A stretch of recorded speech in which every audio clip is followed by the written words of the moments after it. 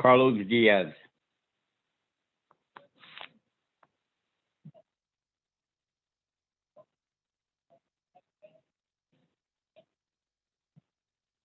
Carlos Diaz. We read you loud and clear, Carlos. Oh, great, thanks. I don't think they've taken attendance yet, but we hear you. Hey, Pete, how are you doing? Doing pretty well. How about yourself, Jose? Chilly day. It was a chilly day. I should have stayed home. Oh man, I thought the winter had left, but that damn groundhog saw his shadow. So here we are. Yeah. One last class before it takes off. Ferocious. Last night, I couldn't even sleep. Wow. It was crazy. The wind was just going. I was like, oh my goodness. Yeah, it was shaking all of my windows. I don't know what else.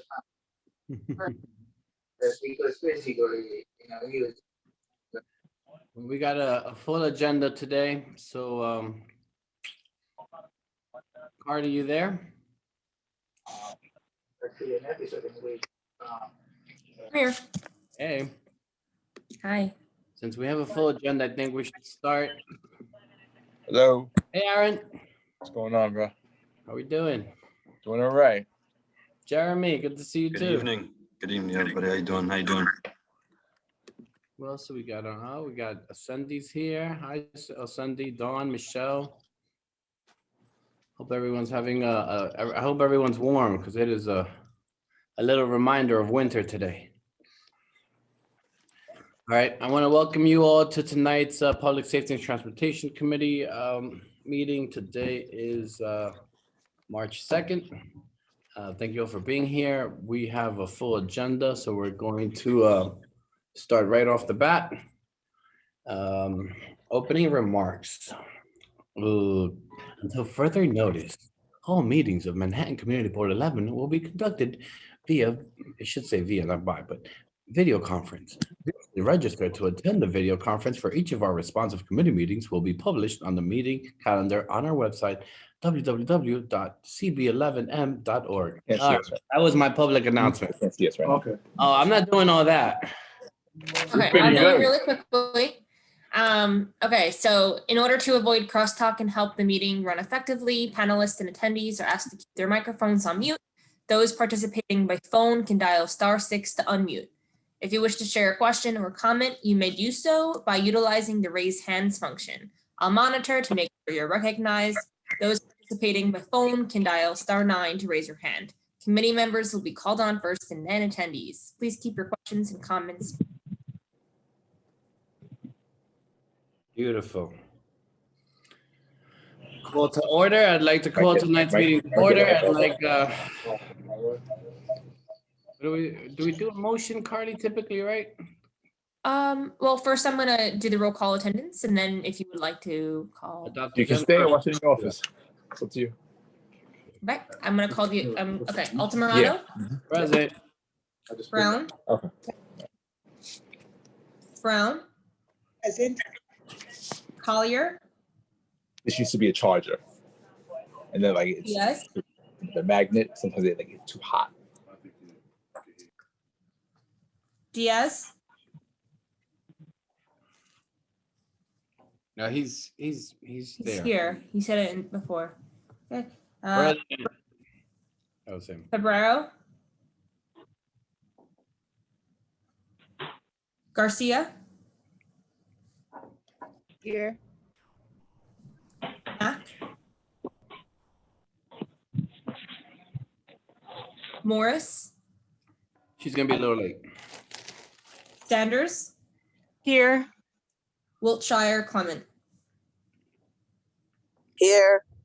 Okay, you have quorum. Beautiful.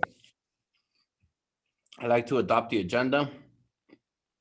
This is Carlos Diaz again. Carlos Diaz Here. wants to adopt the agenda. Perfect. Who wants to second that? Second by Dawn. Oh, by Pastor. Thank you, Dawn. Go ahead. Right on. Hey, Yolanda. Good to see you. Hi, good to be seen. All right, we have kind of a full meeting, so we're gonna run right into it. We have our informational updates first, and we will start with the NYPD advocate regarding the disciplinary matrix. I know that, oh, Charlie, I'm looking for a name that I recognize from the advocate's office and I don't see it. I just emailed the person that I expected to be on by now, and I don't have a response. So my Okay, apologies. then we'll move on, and hopefully she will join us at some point. But then you're at number 2 then, Pete. Okay, great. I'll fill while the arrival of the department advocate, hopefully. I'm Officer Gibbons from the 23rd Precinct. Thank you all. It's good to see your face, even if it's online for now. The news continues to be very good from the 23rd Precinct in terms of our major crime trend. Consistent with what I was reporting at the last meeting, a major crime has gone down significantly in the 23rd Precinct compared to last year. We are down 12.3% in major crime year to date, are down even more, that we're 69, in fact, in the last month in February. Crime is down citywide, 23.4% in major crime. We are working our way towards that number here in the 23rd Precinct. So for crime, had no murders, thankfully, as we did have 2 in January. So it was off to a rough start, but thank God there was nobody murdered in the 23rd Precinct. We had 1 rape. It was a victim who was unfortunately became intoxicated at a party and passed out, and she was sexually assaulted by someone known to her. We had 16 robberies versus 15 years. That is the only category of major crime that is up in the 23rd Precinct this month. There's no particular trend among the robberies. However, it is significant that many of them were committed with weapons. We had 4 gunpoint robberies and 2 knife point robberies among those 16. So that is a significant trend. Those robberies and including the strong arm muggings were really mostly took place in 2 primary zones. One is 103rd Street to 106th Street between 2nd and the FDR Drive, and the other 111th to 115th Street between Madison Avenue and Park Avenue. Felony assaults were even at 17 this year and 17 last year during the same time frame. There were domestic violence, 2 felony assaults on police officers, but only 1 shooting. Okay, so 1 shooting in all of February. It actually occurred on the 1st of February, so it's been a month since anyone was hit by a bullet in the 23rd Precinct, thank God. That incident took place in East River Houses. A man inside of his vehicle was shot once in the leg. He was the intended target. The motive was retaliation for a assault that he committed a couple of days against his. He had non-life-threatening injuries, and we have a suspect identified but in custody in our shooting. Burglaries. Thankfully, after a brutal last year for our East Harlem businesses, being burglarized here, the trend burglary only 3 this 12 during the frame last year was gross 3rd. Hello? 105.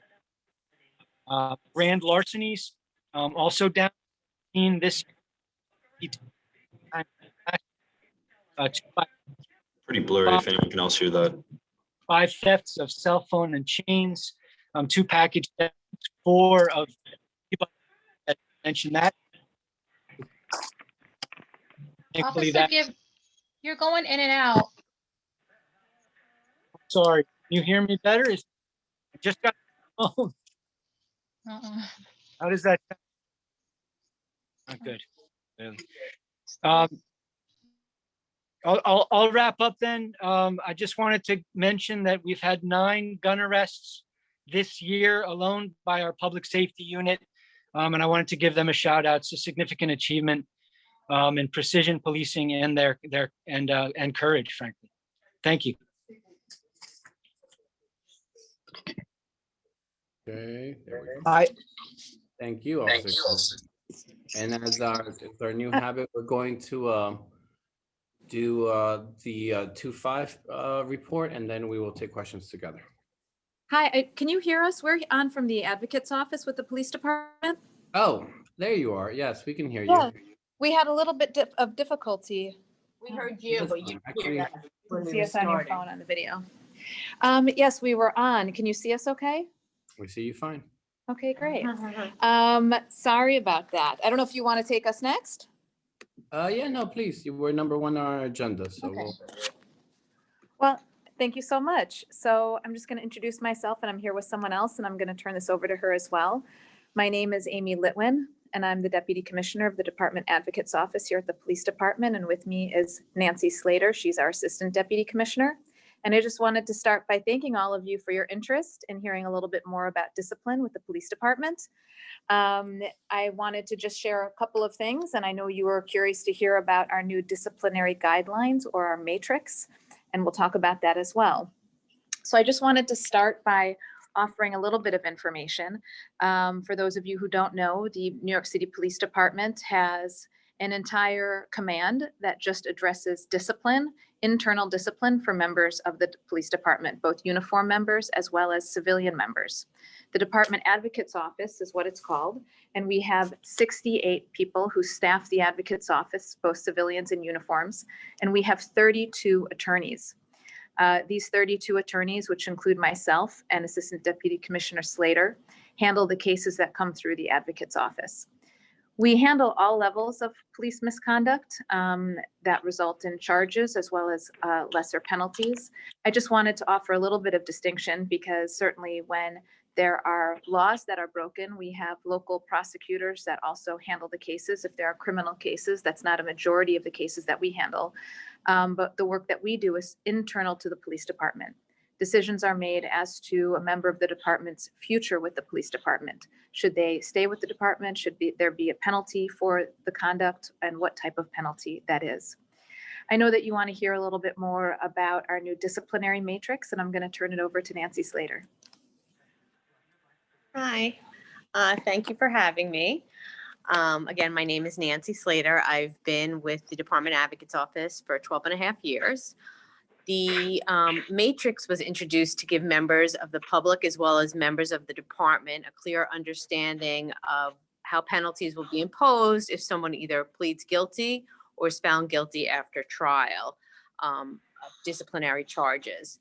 And what probably is not well known is that we have a very, very robust disciplinary process in the Department Advocate's Office, but there were some inconsistencies. So enacting the matrix improves fairness and efficacy for the public as well as employees. I don't know if anyone had any questions or comments about the matrix, or if they wanted to ask anything. A few more things that I would just say is just for those of you who aren't familiar, the matrix was designed in order to provide some transparency to what we do in discipline.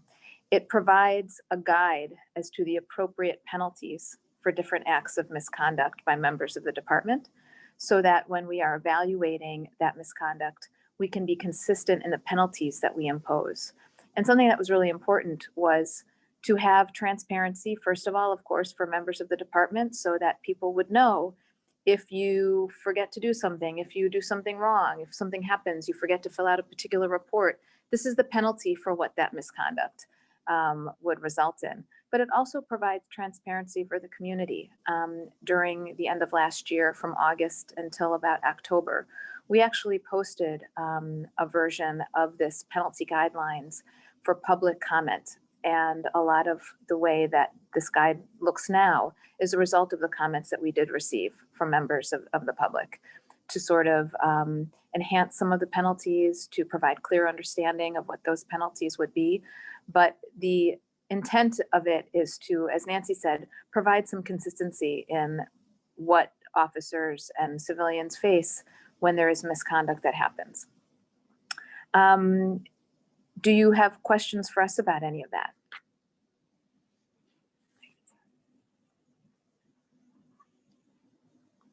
We have a question from Yolanda Brown. Go ahead.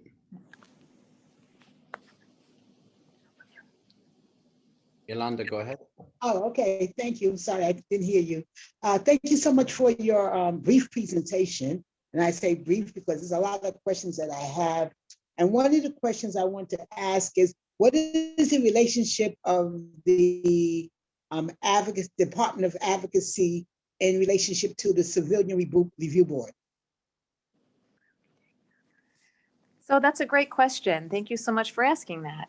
So we work hand in hand with the Civilian Complaint Review Board. They have jurisdiction over certain types of cases, but we do as well. They handle cases where civilians make complaints, obviously, and they make recommendations about what the penalty should be. The police commissioner has the final authority to make determinations about those penalties, but they do their own investigations, similar to cases that we investigate here in the department. And when they complete their investigations, like I said, they make their recommendations. They have a board, as you may know, that votes on what allegations they want to substantiate, or shall we say what allegations that they think should result in discipline or in a penalty. They also do have their own staff of attorneys, so that if the misconduct rises to the level where there should be charges that are associated with the misconduct, then their attorneys will handle those cases. And if those cases go to trial, because we also have trials here in the advocate's office and here in the police department internally, those attorneys will represent the Civilian Complaint Review Board at those hearings and trials. So I guess you would say that we work together. They also work to provide oversight to the department and to discipline the department's members when appropriate, as does the department advocate's office. It's simply, I guess I'd say, the types of cases that we handle differs. Okay, thank you. My next question, and it'll be my final question, so I'll give others the opportunity. I have a list here, though. But at what point does the Department of Advocates get involved within an infraction within the police department? Is it something that someone said? Do you get involved? Well, we get involved. Usually cases are referred to us by an investigatory branch of the department. So it could be a complaint has been made to internal affairs, or there's other commands within the department that do investigations. So for example, like the detectives unit, sometimes they do investigations of detectives. There are other investigatory units, and then they do an initial investigation, and then they determine if they're going to, what Commissioner Litwin had said before, substantiate the misconduct, which means basically that there's a likelihood that misconduct has occurred. And then they refer it to us, and we evaluate the misconduct to determine first if there is actually misconduct, and if there is, what type of discipline should be imposed. So we get involved after an initial investigation has been done. Okay, so there's a lot of things that can get past that stage and never even get to your office, huh? Yes, but sometimes if they're not sure if there's misconduct, then they'll come in and consult with us, and we'll make a determination together. But there's a lot of misconduct that does get referred to us. But there are certain things, I mean, anybody can make an allegation, and it's their job to investigate it and see if something did actually occur.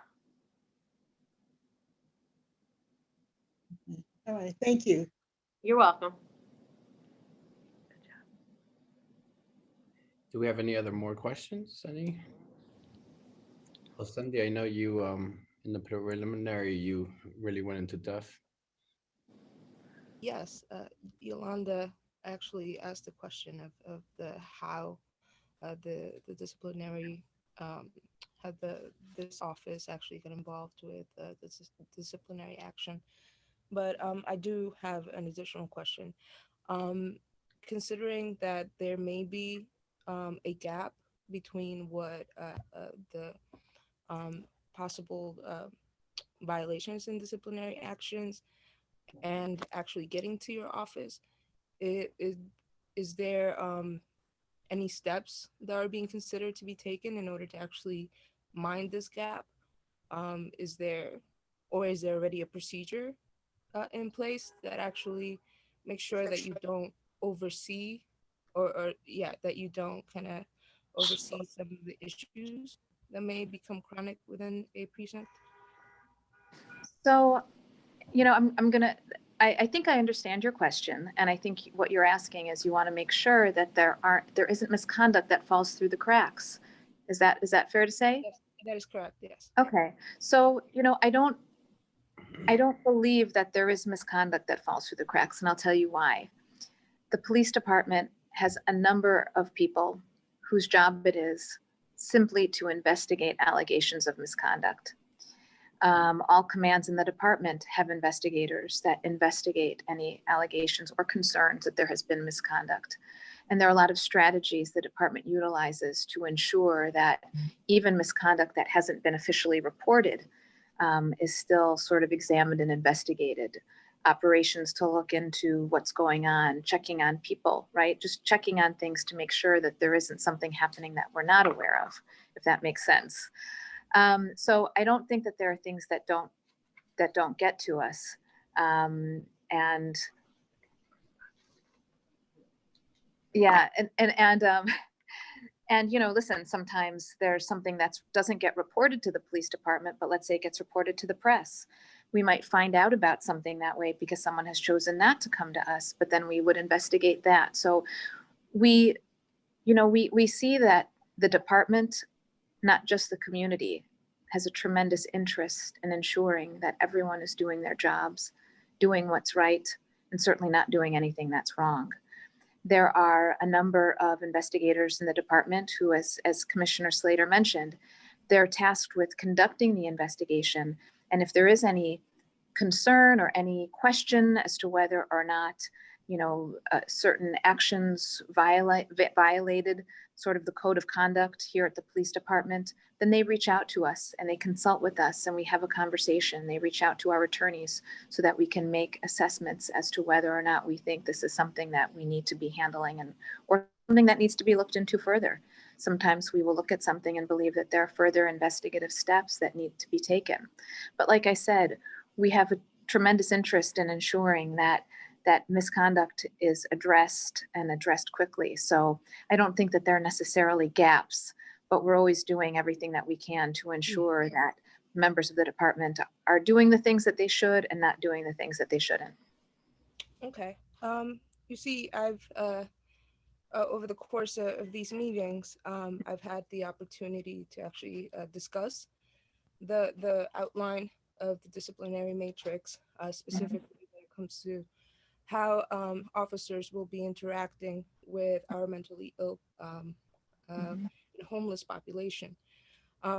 There's been many interactions, specifically now since the beginning of the pandemic, where our most vulnerable and most mentally ill are still out and about in the street. And, I had heard stories from our homeless population as I do outreach with them. But then I get an opportunity to see the interaction between uniformed officers and an individual who was in a mental health crisis. And it left me with a lot of concerns.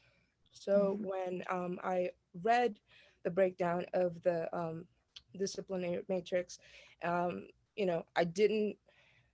it took a few months for the precincts to actually read the very hefty, almost 400-page report. And my main concern is that there isn't actually like a connect between what is being suggested happens and what's actually happening in the street.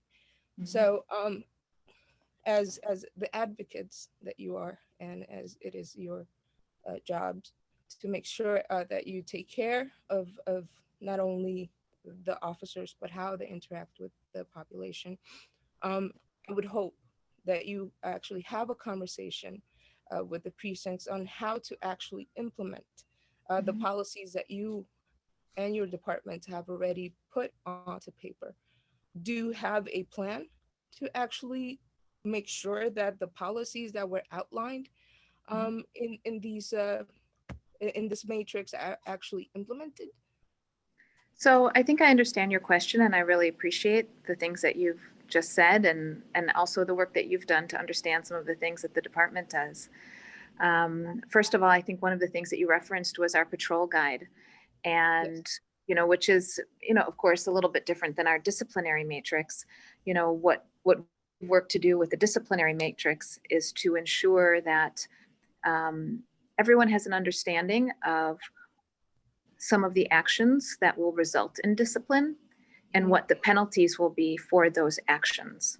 I think what you're speaking to is the patrol guide and certainly the need for training for all members of the department. And I can tell you that that is something that is a consistent topic of discussion and of work that the department does. Obviously, we have a huge staff here at the New York City Police Department, and training is a very important component of the work that we do and of ensuring that, as you mentioned, that the policies that the department believes in are taught to each and every one of its members. So I can assure you that that is something that we are constantly looking at and evaluating. We have a new chief of our training here at the department who we've actually had conversations with to look at how we can better train our members in terms of the discipline world, but that's just a tiny slice. And I think you're making reference to that. There are a number of issues, there are a number of things, that officers have to be prepared to do when interacting with members of the community, especially those who are struggling, are in need, when there are mental health issues. But this is something that, yes, the department is always working on and always is trying to do better. Okay, I have one last question. Okay. And the field that you and the commissioner may be the perfect people to ask about this. Considering that one of the officers that was in charge of the department to bridge race relations in our communities, was actually found to be making very disparaging remarks about the African American community. What steps are your team taking in order to make sure that you're not, again, overlooking issues that can actually have impact on the policies that you're developing and how you're going to be moving forward?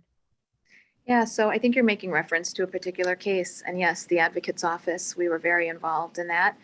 And there was a very thorough investigation that was conducted into that matter, because no one at the department thought that anything that happened was appropriate, tolerable, should happen. And at the end of that investigation, we had an attorney who took that case to our trial room, and that member of the department was terminated by the police commissioner. So conduct like that is not tolerated at any level. In terms of what we're doing to ensure that things like that don't happen, unfortunately, in that particular case, there were a number of statements that were made on a website where he shielded his identity. But despite him doing that, we were still able to investigate his conduct and connect his statements back to him so that we were able to prove that it was him who made the statements on a public website. We have cases now that deal with comments or things that are posted on social media. We certainly, we have policies surrounding what members of the department can and cannot post. Obviously, you're talking about something far more extreme, and it's sort of obvious that that is unacceptable behavior. So, as Commissioner Slater mentioned, we have investigators that look at social media, that ensure that our members are not violating these social media policies. And certainly when any type of misconduct comes to our attention, either because of something posted on social media or because of things that are said in the community by members of the department that are unacceptable or insensitive, we address that through discipline. Very well. Thank you so much for your time. I really appreciate it. Thank you. And thank you so much for your very thoughtful questions and for the efforts that you've put into understanding the world of discipline, which I think is very complicated, and the regulations surrounding what the department does. So thank you. Yes, it's definitely a bit of a maze. Definitely. I have a wonderful team and colleagues here in the community board who also do amazing work. So thank you again for your efforts. Of course, thank you. But Cindy's still our expert on this particular disciplinary matrix. I think she has read it back and forth.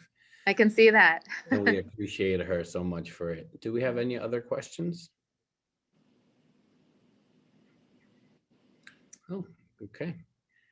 We really appreciate you being here tonight to give us this understanding. We hope to actually speak with you more in the future to make sure that our community board and our community as a whole stays, in contact. Obviously, we've had a lot of issues this year with how the NYPD. Luckily, in our community, we have great relationships. A lot of this has to be with, Officer Gibbons and Officer Rivera, who are both here. But it's still something we always want to continue working on and push forward. So Well, thank you so much. And thank you for including us in the conversation and inviting us to your meeting. It was our pleasure. Absolutely. Thank you. All right, now we're going to Aaron. How are you? I'm good. How are you guys? Pretty good, pretty good. All right, so I'll just give you the quick rundown. Last 28-day period. All right, so going ahead, we have, so we'll start off with murders, homicides. We have one last year, and we have one this year, the last 28-day. The latest one was not, was in housing. A 30-year-old individual was stabbed multiple times. That case is under investigation. It actually just happened this past Saturday. So, like I said, it's still new. If anybody knows anything, please, or any word, please let us know. For rapes, we have no rapes as of last 28-day, none in 2021. Robberies, we are down from 12 in 2020, down to 8, 33%. Felony assaults, we're up actually to 13 of 2020, 15 in 2021, a change of 15.4%. Burglaries, we've taken a big hit down, 12 as of last year, in the last 28 days to 4. And grand larcenies, we're down also, minus 44%, 34 in 2020 and 19 in 2021. However, we are up in grand larceny autos. We had 0 at this time last year. Now we're up to 3. A lot of stuff that takes into account people leaving their items in vehicles, and it's just and cars just kind of just disappearing after that. So in a sense, just want to touch on a couple of things. We've had shootings, a couple of shootings up by 131 and 5th Avenue, 131 and Madison Avenue. It seems to be a little bit of a new hotbed up there. A 15-year-old was shot about 2 weeks ago, and then we had another shots fired there. So we're investigating to see if there's some retaliation. So we're always concerned about that, especially up in that area. Especially when we had the shooting from AK a few in January. And then I will touch base on another thing that was a little bit of a hot topic last week.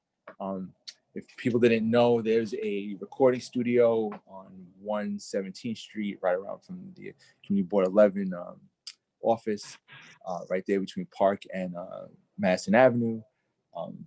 There was a shots fired. About 20 individuals were in the studio. We had a shots fired call. We went in there. We actually pulled 2 guns out of there, and multiple arrests were made. Not all the 20 that were arrested some were let go, but 2 individuals were arrested because there was actually some good video on the inside. It's been a problematic location over the last couple of years. It's not an isolated incident. I think at times, we're just trying to figure out how we're going to go about trying to maybe rectify some of the issues there. We have reached out to the sheriff's department. Usually they handle some of these problem locations, but with that, it's more like a club and COVID issued locations. It all depends on what the number is, depending on the space and all that stuff, how many people that you can have. If you had bouncers, these are things that the sheriffs need to have kind of any of enforcement. And then if there are any questions come up, we'll come back to that. I'll answer that in the Q&A. And then lastly, just wanted you to know we're still catching a lot of weapons out there. Not as big as last month, but the gun arrests we had 7 last month. And a lot of it's still coming back to stuff that me and Pete talked about with the fake plates and the out-of-state plates. It just seems to be, I know one officer, I actually just saw them and they came right back to the house. They left the house, came back, there's a car stop, and the gun was found in the sunroof and things of that sort. So it's just it's still a little dangerous out there. I just want people to be aware of that. And I guess now we'll take questions.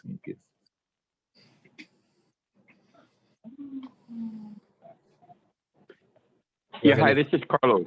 Officer Gibbons or Officer Rivera? Yes. Yeah, Carlos. This is Carlos. Go ahead, Carlos. Yeah, we asked you last month if you could look into the situation that we were having with the drug problem at Taino Tile. We talked about the garage and we talked about in front of the grocery store. Could you give us any update on that? I cannot as of this time. I did pass on the information. Okay, so And just nothing let is you know done. that it's being looked at. I mean, this is a month later and it's still going on. So you're going to get back to let us know if someone's been by there. Is that they started an investigation most likely and they don't speak about ongoing investigations? Yeah, but it's still happening, so we don't know what's going on. So how long the investigation takes? I mean, it's like an everyday occurrence. Sometimes it takes time. If we remember back at that, there was a large van in the 2-3 that was selling drugs, and it popped up. Dawn, remember that van? And it popped up in our meetings for months, and we kept asking about it. And after, and obviously we couldn't comment on it because there was something happening. And after enough evidence was found, or whatever the procedure is, they actually were able to make some arrests. So, the good thing is that you did bring it up and someone is looking into it, Carlos. Do we have any other questions for either Officer Gibbons or Officer Rivera? I have a question. Hey, Diane. How are you? Good. Mr. Officer Rivera. Yes. How are you, Aaron? Good to see you always. Yeah. There's a pilot program that I understand will be implemented through the 2-5, the 2-8, I can't remember the other precinct, working with Thrive. Do you have any updates on that? Yeah, I do. So the pilot program, you're talking about the pilot program that deals with the emotionally disturbed? Correct. Okay. So technically, since it's in the confines of the 2-5, we actually have very little to do with it. This is basically Department of Mental Health and the FDNY, right? They're the ones that are spearheading it.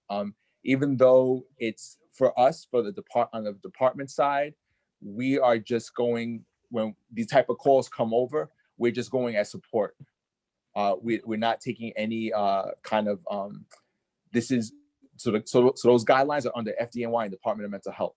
So as of right now, the only thing that the PD has been instructed on is to just support when these type of calls come over. So the question I have to the committee, are you aware of what we're talking about the new pilot program that's going to be, I guess, tested as it relates to how they respond to the mentally ill? It had made the news possibly, I think, about a week or two ago. Right, and this is only for 911 calls, am I correct, Aaron? Yes, 911 calls, yes. There won't be any 311 calls, which most places there's 311s. Am I correct on that? It's 911 only. Hold on, you know what? Let me. I'm trying to pull up a quick email about it because what happened when it broke news, everybody says the 2-5, and it pops up and everybody's like, oh, what are you guys doing about this? And it's just like, we're not actually spearheading it for once. It's I think that this is the thing that they're trying to take out of our hands in a sense, and how FDNY and how do we treat this this element of our society in a sense.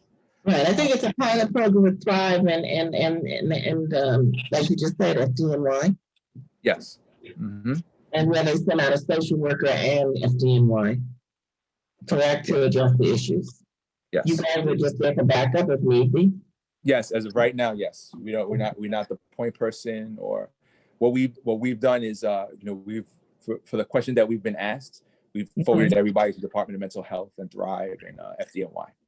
So I guess my question would be, is 311 involved with that? I mean, will they respond to 311s or is it just 911s? Oh no, it's just 911. Yeah. As of right now, it's just 911. It's not a 311 call. Yeah. Okay. Thank you. You're welcome. I have a question for you, Aaron. Yes. Does the precinct have any plans on actually putting someone or placing a department or a certain group of people to support in this pilot program? Because I know that there's been training and again with the Disciplinary Matrix, giving you guys an outline of how to interact with emotionally disturbed or mentally ill people. Well, I think not as of this point from where I sit and the information that I have, the answer is no. Okay. Part and that's probably part of why the pilot program is happening, right? Unfortunately, a lot of the interactions that we have with the emotionally disturbed, right? They can kind of turn, I don't know if they can become aggressive and technically violent, right? Because depending on the state of mind that emotionally disturbed is, right? Officers do know, and we're trained to handle certain situations in a certain way. What they're trying to do is find another avenue to have that, because we show up, it becomes handcuffs, it becomes tasers, it becomes, if the situation gets out of control. Hold on one second. All right. If the situation gets out of control, I guess the FDNY, they're going to come up with their own guidelines of how they're going to and Thrive and Department of Mental Health are going to their own guidelines on how this going forward and how we're going to handle these type of jobs. Is it that when these calls come over, is it a job that NYPD even responds to anymore? If the emotionally disturbed person is compliant. If the person is compliant, technically we don't need to be there. Is it that FDNY, if it's an EMS that shows up at the scene with emotionally disturbed, are they the ones that make the decision if they need PD or not? Because as of right now, under the old model or the current model, is that emotionally disturbed person shows, we get that phone, the patrol car gets that call. Usually we're the first ones to show up on scene. And so I guess with that, it's like, we're trained in certain avenues and, we've been trained to, to work with them. It's the same thing if you have somebody who's a jumper on the bridge, to have that situation turn out in better outcomes. If you're dealing with individuals on the street, it's, the same principles apply. You try to de-escalate the situation. And then, we're the ones that make the call on, do we need EMS? Are we going to transport to the hospital? All these type of things. If you have those things already in place, where FDNY is coming and Department of Mental Health, if they're coming, they're going to make the decision if they need us, then that's how the program is going to work. But we're not in that matrix right now of the training of what's going on. I think as that solidifies, we'll get. I look forward to the updates. Thank you, Aaron. Sure. Okay, thank you both, That's tough. Officer Gibbons and Officer Rivera. Appreciate you always coming every month. I'll see you next month. Stick around. We still got some good stuff going on. But thank you both. We're gonna move on. We have Jeremy here from the District Attorney's Office. And miraculously, after Jeremy, we will have Lyle. We're gonna talk to Lyle in a little while. Jeremy, go first. What's going on? I appreciate it. Jeremy Lockett from Manhattan District Attorney's Office, the Community Partnership Unit. I'll go quick. I don't have too many announcements. Before Aaron Rivera, Officer Rivera, you hop off tonight, I just wanted to connect real quick. I just wanted to talk about the Lincoln Houses incident. I reached out to the RA president over there, Ms. Potter. She's familiar with the witness's mother. If you don't have her number, I can pass it off to you, and we can coordinate that. But I gave her, in case the mother's interested, services to our witness aid service unit. I said, please feel free to reach out, but I can shoot that to you, okay? I appreciate that. Definitely. The only couple updates, I know last month there was some mention about some ID theft and cybercrime. I'm going to put a line for that from our office. I don't know if there was a specific question about that, but I wanted to have that hotline there. The second thing I wanted to say right now, our Harlem office on Adam Clayton Boulevard, inside the State Building, that's open in person on Tuesdays. Call ahead and you can have an appointment with one of our staff. I'm going to put that information as well in the chat. And the next update, which is less relevant to CB11 in East Harlem, but it borders, it's basically Hamilton Heights and Central Harlem will be hosting a gun buyback March 27th. Our office, NYPD, working on that. There's not an official flyer, but again, that's March 27th, 10 a.m. to 4 p.m. at Convent Baptist Church on 420 West 145th Street. I'll put that in the chat as well.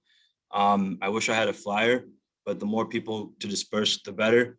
I know we talked about the last gun buyback that occurred at Bethel.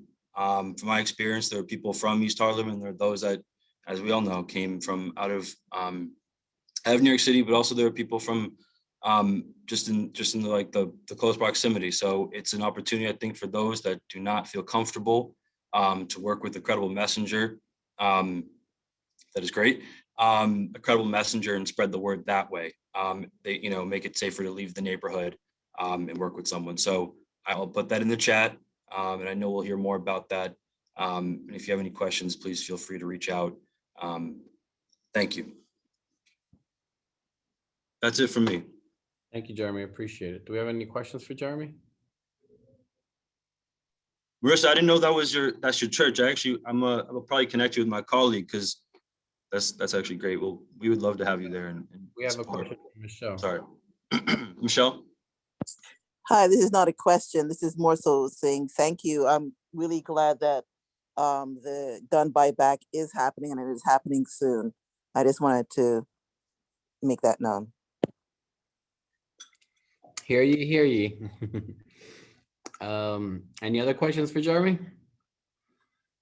Jeremy, always a pleasure. Thank you. We're going to move on to the star of the night. He who shall not be named, Mr. Lyle Blackwood. Lyle, you're with us?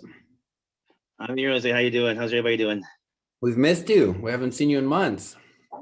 Busy on our side. But I do have a few quick updates for you.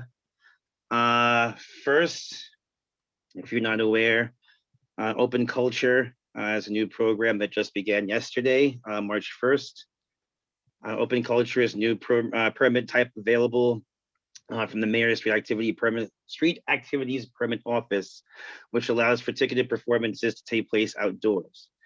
Arts and cultural institutions, as well as entertainment venues, will have the opportunity to secure a permit for socially distanced performances at over 100 locations on the street citywide.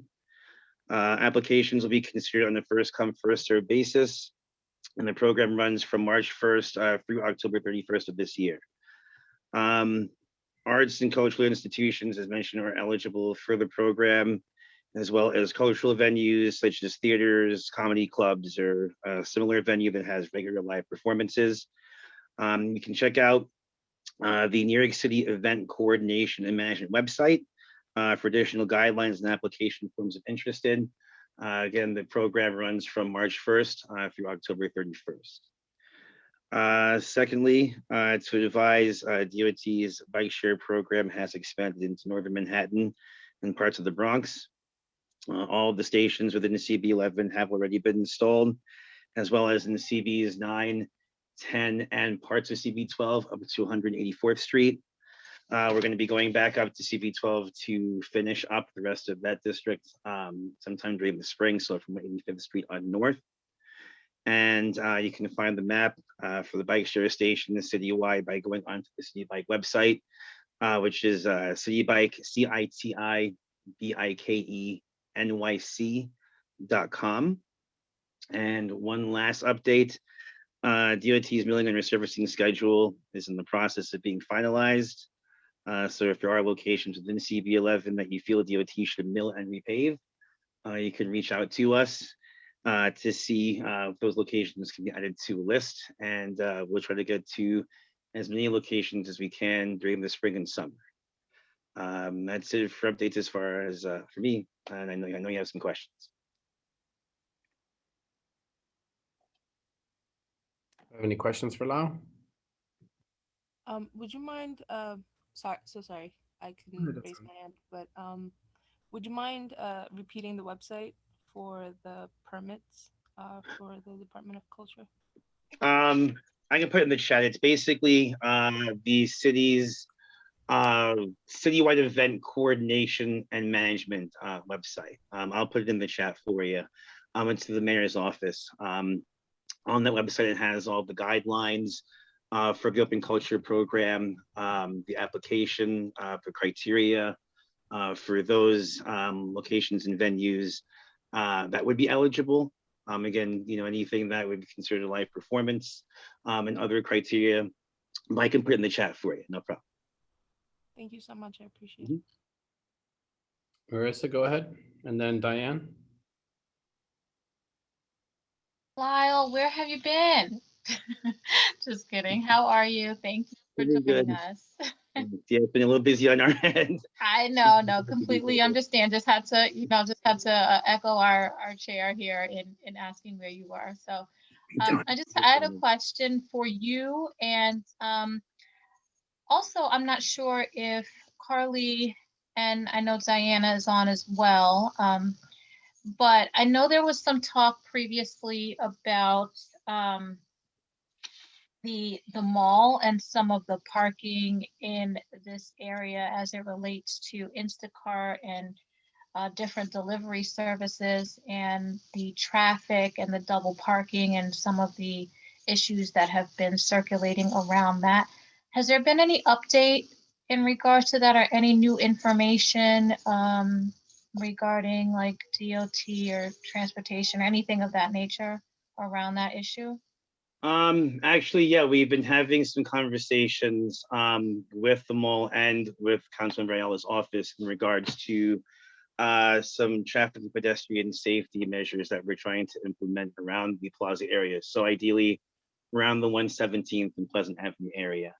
I don't have any specific information now. Like I said, we have some ongoing talks between us and the mall.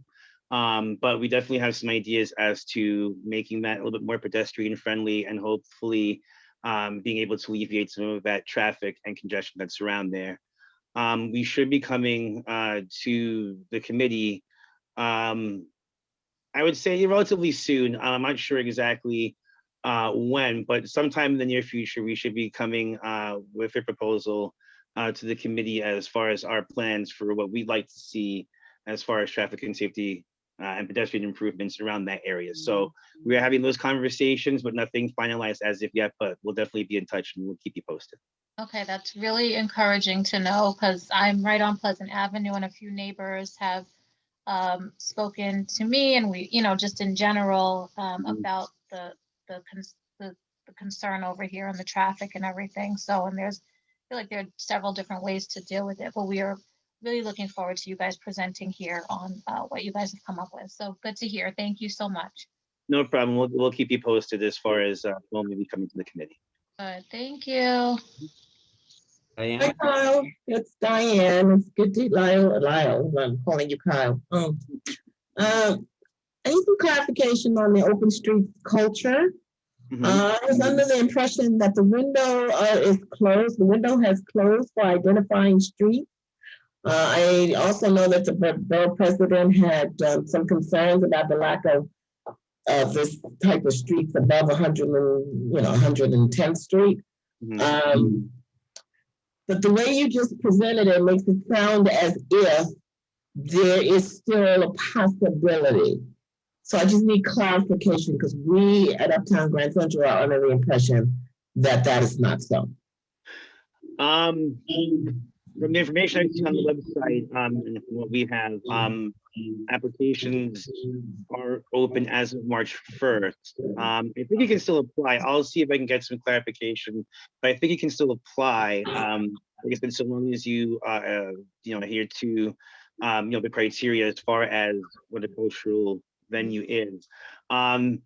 If there's certain, are there certain, I guess, how can I put it?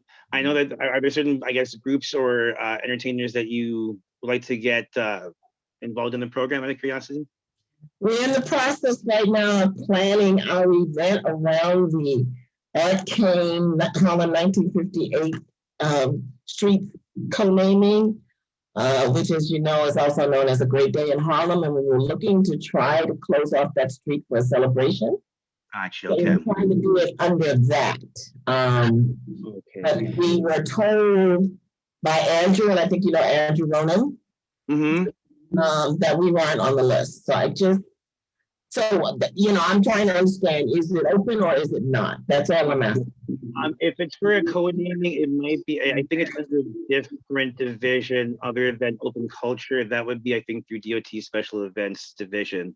If anything, if you can send me an email, I'll try to see if I can follow up with Andrew and with that team to see if there's something we can do. But I think that would be under a different criteria if it's for us. I understand. I think we need clarification what that means, okay? What the whole, is it a continual closed street? We don't know, so maybe you and I can talk later. Sure, no problem. No problem. Sounds good.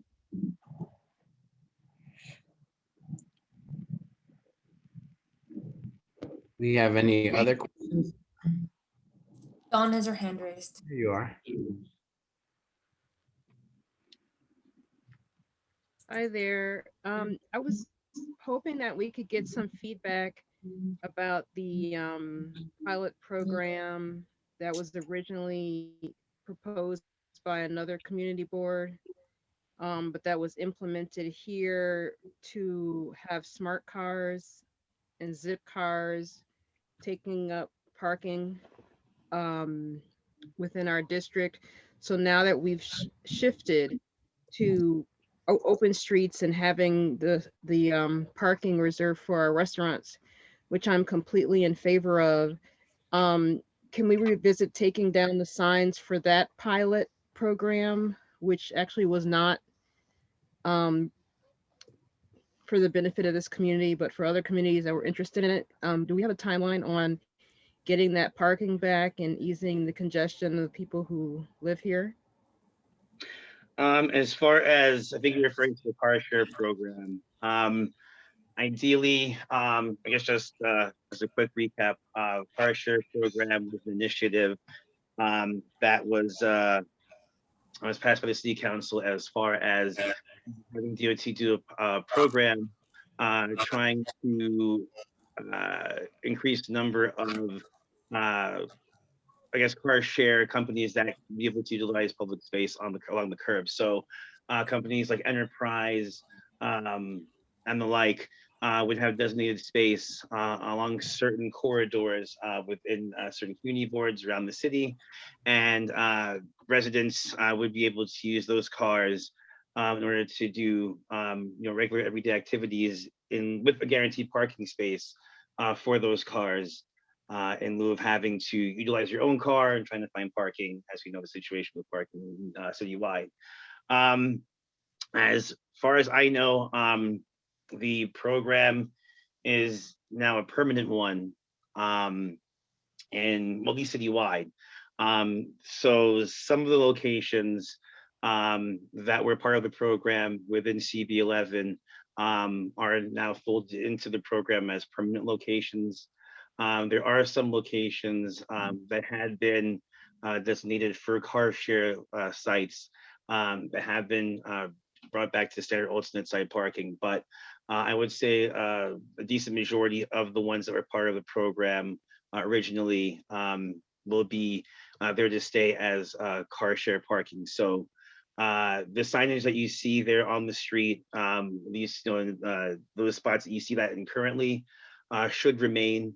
While we did give back some parking in Northern Manhattan for alternate side. But as of now, the program is considered the permanent one. You have that in writing, because this started off as a 2-month pilot that went to a 2-year pilot, and I don't remember hearing anything else until now. It's permanent, and I would like to reach back out to the borough president's office about this program in particular. So do you have anything in writing where you went from pilot 2 months to pilot 2 years to now it's permanent? I'll see if I can find something on our end to the community board. I'll see what I can find on my end. That's news to us completely. We thought it was either the end of the pilot, or we wanted to know how the pilot was, what the results of the pilot was, and now you're telling us that it's permanent, so it's kind of a little shock. Do we have any other questions for Lyle? No. Lyle, we've missed you. We hope we don't go another 6. I have a question, Carlos. Carlos Diaz, go ahead. I have a question. On 106th Street, DOT has been parking in the middle of the street like every day. So they've taken that like for permanent parking, and it's supposed to be like an island there. Could you elaborate on why we are using that as a parking for DOT? Do you know we're on 106? Between Lexington and Park. Lexington and Park. I'm not. Where they go into the garage, they've taken the whole island there and they park their vehicles right across the middle of the highway.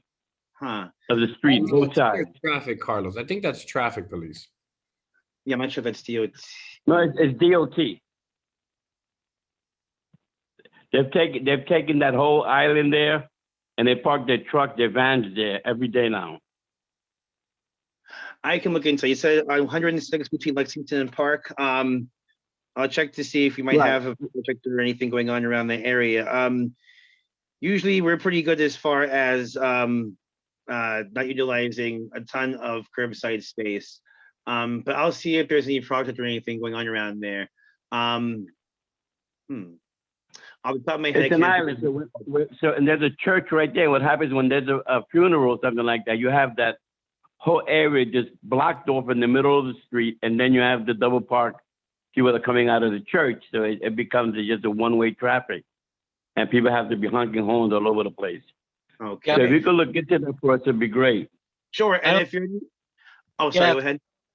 Peter Givens, I don't think it's a DOT issue. I think it's a mixture of different units over there, including NYPD Traffic Department, various NYPD units, including emergency services, and also Department of Buildings and Historical Preservation. So, yeah. Then what happened is they took the lot away that all those different agencies used to use on 107th Street, and they built a development there. So they're all still trying to figure out the parking situation. There are a ton of fleet vehicles that do not fit underground in the garage on 106th Street. But the fleet vehicles belong to agents and agencies still working at that location, but they lost their lot. So I know it can be an issue sometimes, and we try to keep an eye on it and talk to the various agencies, and I will continue to do so, Carlos. Thank you.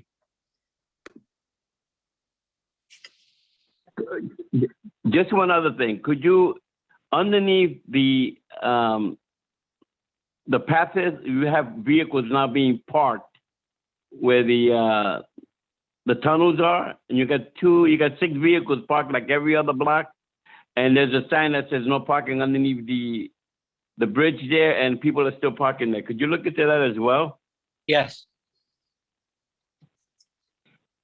Well, while we're on that subject, and not to go too far, Officer Gibbons, 115 2nd and 3rd South Side, which belongs to you guys, there's been some issues and some neighbor fightings where people are using vehicles with no plates, probably no insurance, I would imagine. There's at least one motorcycle there that, so he'll park the motorcycle in front of his car, and then when he leaves, he puts the motorcycle in the spot. But I've never seen plates on the motorcycle. There's some cars there with no plates, front and rear. So we'd like to know if you can take a look at that, kind of avoid that that holding spots and people fighting internally over there. Will do. Thank you for bringing that to my attention. I didn't know that. Thank you. Lyle, do we have any upcoming projects in our community that DOT is looking at? Anything that you can fill us in that we should know? Besides the one that we talked about briefly for the East River Plaza area, nothing as far as any major projects that I can think of off the top of my head, but definitely if there are some, you guys will be the first to know. No worries. Okay. That's great to know. Great to have you back. Let's move on. We have a full agenda today. So thanks, Lyle. And Thanks, now we everyone. have our very own council member, Diana Ayala here. She's going to present on policy. Give me 1 second. I had to stretch a minute. All right, this is all Jose's fault. Make me work extra. Good evening, everyone, and thank you for inviting me. I was at the full board, and a couple of you were interested in hearing more about a couple of bills that I mentioned, and so I came to talk about them. Sorry, I ran to the other side of the house and back, so I'm like out of breath. But I wanted to clarify just a couple of things here to Marissa regarding the issue that she brought up on Pleasant Avenue. So there's two things that we're working on with DOT. The issue that we're working on right now is really determining what are ways that we could make the entryway into the mall safer. So I've brought this to the committee several times in the past.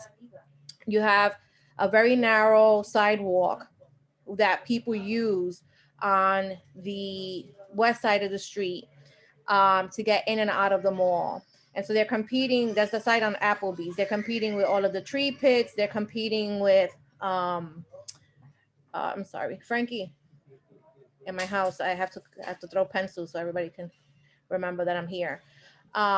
So, you know, what happens ultimately is that people are coming in and out of and many of you that go there have seen this. People are literally walking in the street with their carts full of food because they can't fit on the sidewalk. And so what we were proposing was a sidewalk extension on the Applebee's side that would in fact eliminate 3 permanent parking spaces. Those parking spaces are not to be utilized during the day. They're actually only operational during the evening hours. However, people do stand there. So this may have further unintended consequences, which is what Marissa was complaining about, is that, you know, people may want to park on Pleasant Avenue. However, this is kind of a little bit tricky. It seems like a really, you know, simple issue, but I think that the reason that we're seeing more and more of these courier companies is because, you know, through COVID, this was, you know, the only means that a lot of people have had to get food safely, you know, into their apartments without having to come and stand on the lines at Costco or at Aldi's or further, you know, expose themselves. So it's kind of a catch-22, and I think that, you know, it has to be dealt with.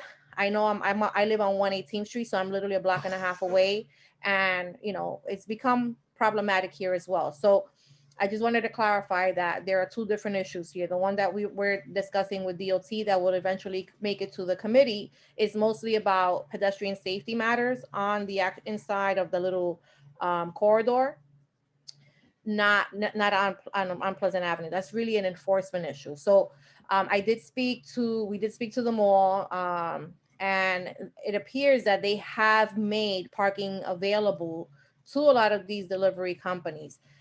They unfortunately haven't taken them up on the offer. I don't know why. I haven't been privy to those conversations, but that has been happening.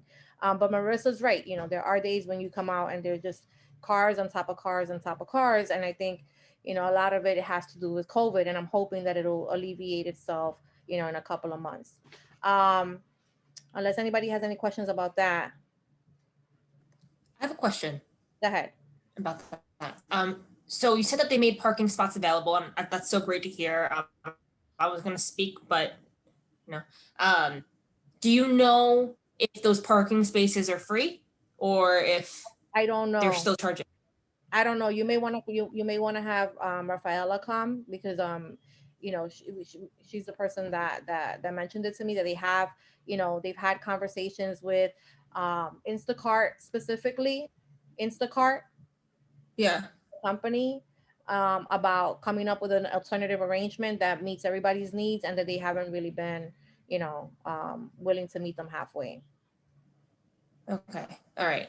Okay. Because I was working with the assembly member's office on this, and I know that they were in contact with the parking lot and with Instacart. And okay, thank you for the update. Yeah. Back. Sorry, my girls, we're throwing a little revolt here. We have two questions, Yolanda and Marissa. Hello, Councilwoman. How are you doing? Good, good. Great. The proposal about extending the sidewalk, understanding that's a narrow walkway, if you will, coming from the mall, getting to Pleasant Avenue. Now, extending that sidewalk at that point, that's also paratransit, pick up and drop off.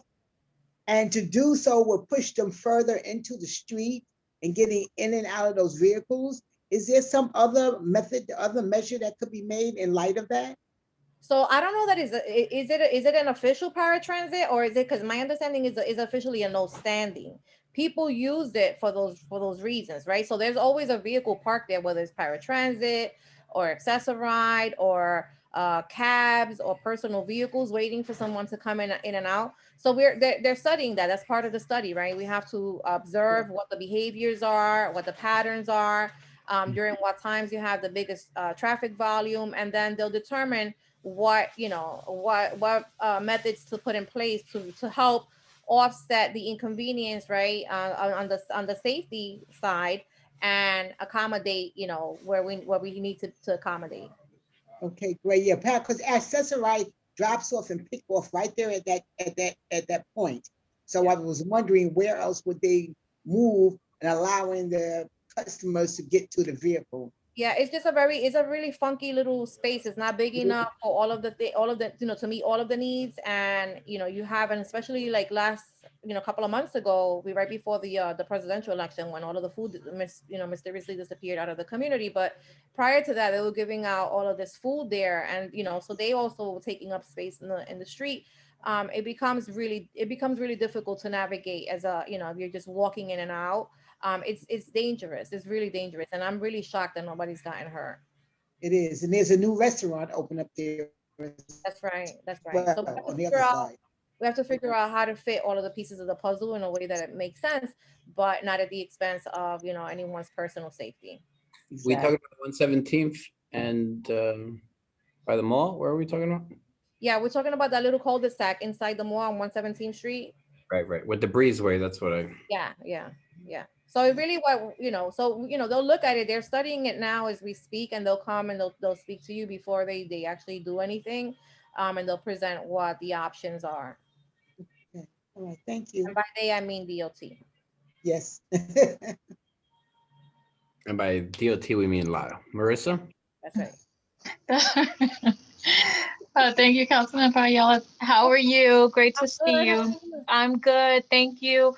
I just wanted to, I had a comment, but Yolanda made a good point there in regards to the Access-a-Ride. And yes, you know, obviously other people do use it as a pickup and drop off point, but Access-a-Ride right there on the corner, right by the loading dock, is where they usually, you know, park to pick up individuals, so they don't have to go all the way into the block. So it is extremely tricky, and that area is already so narrow. I mean, I am applauding you for looking at this, because I don't know what best solution would be. But one thing that I did not hear, and I'm not sure how you guys have addressed this, but the loading dock, was that a part of the spots that were open for Instacart? Because there haven't been any spots that have been open on the block here. thus far, or in the neighborhood, but the spots, I believe you said there were spots that were made available. Were they inside of the loading dock, or were they in the mall Oh, themselves? Or outside the mall, inside the mall. oh, okay. So like within the parking area. Yes. Got it. Okay. My personal, this is what I think. I have no evidence that this is true, but I think that it's more convenient for them when they're waiting there because somebody's usually in the car, and that way they can run in and they can run out, because the faster they get in and out, the more deliveries they're able to make, and the more money they're able to make. And we have to remember a lot of these people are unemployed, right? Yes. No, absolutely. And a lot of the people that are ordering, I mean, I'm guilty. I live around the corner, so they come and they bring it right to me. But during COVID, when I had COVID, like that was the only way I could get food in my house, and it's really it's expensive, right? So it's not my preferred method of purchasing food. But when you have no other choice, you have no other choice. And no, absolutely. I think it'll alleviate itself, naturally, as people are a little bit more comfortable leaving their homes in the next few months. But I do acknowledge that it's a problem. It's a big problem. Yeah, I just encourage the use of the loading dock there too, because again, that's usually only used in the evening. And so that's a huge space that's empty for the majority of the day that be examined for parking or other things. So, but thank you guys for at least looking into it and looking at, into some solution for this, because it's getting noisier. People are double parking and then leaving to go to Costco's, and people are beeping to try to get out, and it's just a lot. It's a lot. So thank you guys for looking into it. We're looking forward to hearing what the solution would be. Oh, absolutely. And then, but unless there's any more questions on that, I wanted to talk then about the bill really quickly, because I want to be aware of everyone's time. So we've what we've been doing is, since last year, we had all of these conversations about defund the NYPD and what does that mean, and it gave me a lot to think about, right? Even though I didn't necessarily agree with the idea of the concept, or the way that people were presenting it, I do understand where it's coming from, and I do believe that the city does a disservice to communities of color by not really investing in the way that they should, right? In social services and housing and jobs, workforce development opportunities, education. Like, we really need to do better. But there was also, something that has always been kind of a pet peeve of mine, is that in my interactions with the 2-3, the 2-5, the PSA, who I have excellent relationships with. I mean, these guys are working really hard out there. And so I also like to hear their perspective on these issues. And a lot of the police officers would share with me that they also didn't want to be responding to a lot of these, they didn't want to be doing certain types of jobs, right? That they didn't feel were under the purview of the NYPD, or should be under the purview of the NYPD. Homeless, the homeless outreach unit, right? Like, every time that we call for an encampment, like an NYPD officer would have to sit there. And I've stood there with them. Like, I mean, Aaron and I, Aaron and I think that Gibbons was there too. One time we were under La Marqueta for like 3 hours almost, waiting for, DHS to come, because that was the protocol. That's not a good use of their time, right? Police should be used for whatever police are supposed to be doing, but we should not be using them to conduct every business that we have in the community. And so, having given that a lot of thought, and then also factored with a lot of like personal experience, I have, and I speak about this very publicly all of the time. I have a sibling that has serious mental illness, and I have, I remember when it started, or when it became pretty obvious that there was a serious problem, trying to coach him into going into outpatient care, into going into an emergency room. I offered, to take him, and we tried everything that we could to convince him that he really needed to get in. And every day it was getting progressively worse, until the point that he was talking about seriously harming other people in the household. And then we knew that there was nothing that we could do. We needed to call this in. And, as happens all of the time, when you call 911 and you're expecting an ambulance to show up, usually the NYPD responds the fastest. And so 2 officers come into my household. I never identified who I was. They were very good. I have no complaints about these 2 officers, other than the fact that when they were leaving, as they convinced him, right, to leave the apartment and to walk downstairs to the waiting ambulance, that tension between both sides was pretty evident, right? My brother's 6'2", big burly guy. You have these two officers, not that big. They're wondering what the heck is he gonna do? Like, is he stable enough? Like, are is this like a situation that's under control? And he's scared for his life. He's scared, right? Because he's had bad interactions with NYPD officers in the past for a host of reasons. I'm not putting blame on anybody. And so it was really clear to me that we just, the NYPD should not be responding to these calls, right? This is a health issue. This is not, a public safety matter. Sometimes they are. Sometimes they are. But for the most part, they require the attention of, medical professionals and peer advocates, mental health providers that understand and know how to de-escalate and know how to, speak in a way and behave in a way that doesn't help escalate. And sometimes even just the appearance of a police officer, just, the uniform is a trigger. We know that, right? It's unintentional, but it's a trigger. And so we want to reduce all of the ways that we're using the NYPD inappropriately. And so this bill would create an Office of Mental Health that would mimic, so it would really mimic what we're piloting now, right? The pilot does the exact same thing, except that all of this would be under one agency that would be created that does not exist yet, under the Department of Health and Mental Hygiene. That's we're working on whether or not that's the best place to put it. But ideally now it would be housed under the Department of Health and Mental Hygiene, and they would be tasked with creating protocols on these types of responses.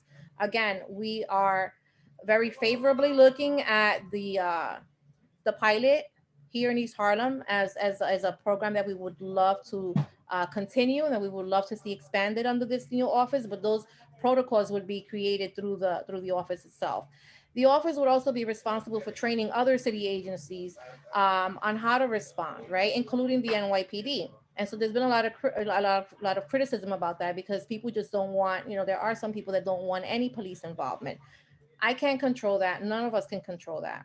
I can pick up the phone in my apartment and ask for, a peer advocate. And we're also working on maybe creating, that's a Jamani Williams bill, a different line. So as opposed to calling 911, you would call whatever 265, whatever the number is, and that will automatically be fielded through that office. But what happens if my neighbor hears, certain activities in my apartment and they call 911, right? And the police responds anyway. We need to make sure that whoever is responding is trained to deal with these type of cases. So that's the first bill. Then the second bill that we are, and also really importantly, the office would also be tasked with identifying gaps in services, right? So how are we missing opportunities to connect people to mental health care? Through corrections, through the schools, through the hospitals. What are those areas where we're still showing a lot of vulnerability, where we could be doing better? And then what are creating protocols to address those disparities? And then we have the handcuff bill, which we spoke about. But really the handcuff bill was born out of, actually, one of the community board members has a sister who has a child with autism, and a community board 11 member, and shared with me her experiences with her son, who is prone to having these like little meltdowns in school. And so they immediately call 911 and an ambulance is dispatched. And again, oftentimes the NYPD will also respond. And if they feel like he's out of control, then they may handcuff him, right? You also have children, some as young as 5 years old, who may be having a tantrum, who may be having some sort of emotional breakdown in school, who have been handcuffed. And so this bill doesn't necessarily look at the why, but it says it prohibits the use of any type of restraint, mechanical or otherwise, on students that are experiencing some sort of mental health outburst. And it trains them on what to do instead. And then the last bill is a little bit more controversial. It's regarding the DNA bill. So right now, what happens now is that there's a database that the NYPD created where they track DNA of just about anybody can be on that, can be under in the database. But primarily you would hope, right, it's people that are committing crimes or have been stopped for something, or something happened along the lines that, the police department ended up collecting this person's DNA.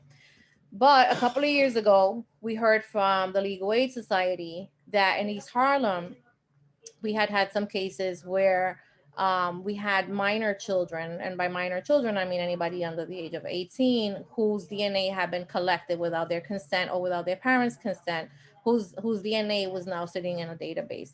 And then as we did more research, we found that there were other cases that were similar to this.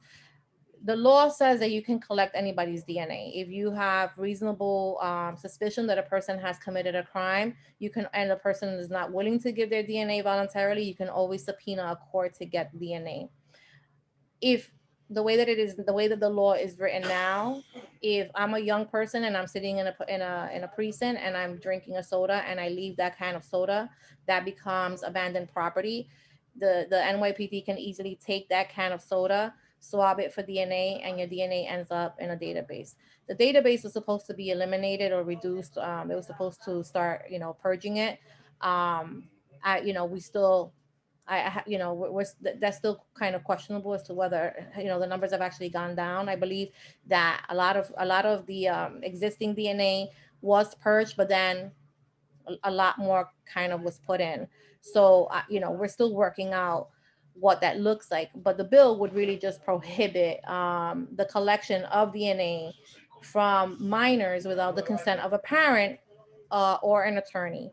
It does not prohibit the NYPD. We don't want to, and I want to be very clear that in no way, shape, or form would I participate in any process that would prohibit the police department or anyone else from being able to do their job.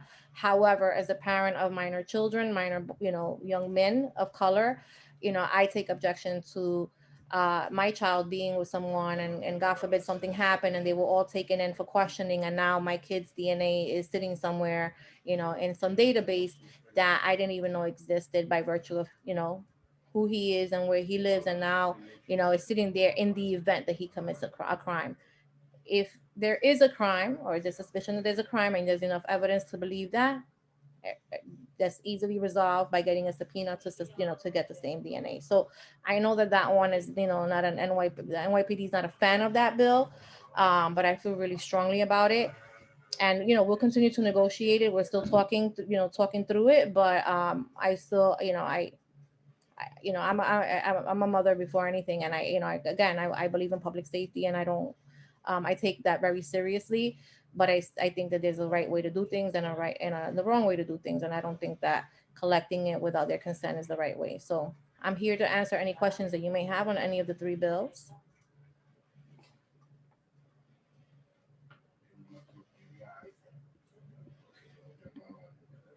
Awfully quiet. I know. I must have done a really good job. You are doing a great job. Do we have any questions for, I think Ostendi was having an issue raising her hand. Ostendi, do you have a question? Yes, thank you, Jose. Thank you so much, Councilmember Ayala. I really appreciate all the hard work that you're doing and that you have been doing for quite some time. I greatly appreciate the bill that you have introduced, that you have described, in which kind of facilitates and puts the interests of our mentally ill in the forefront, and especially with their interactions with the NYPD.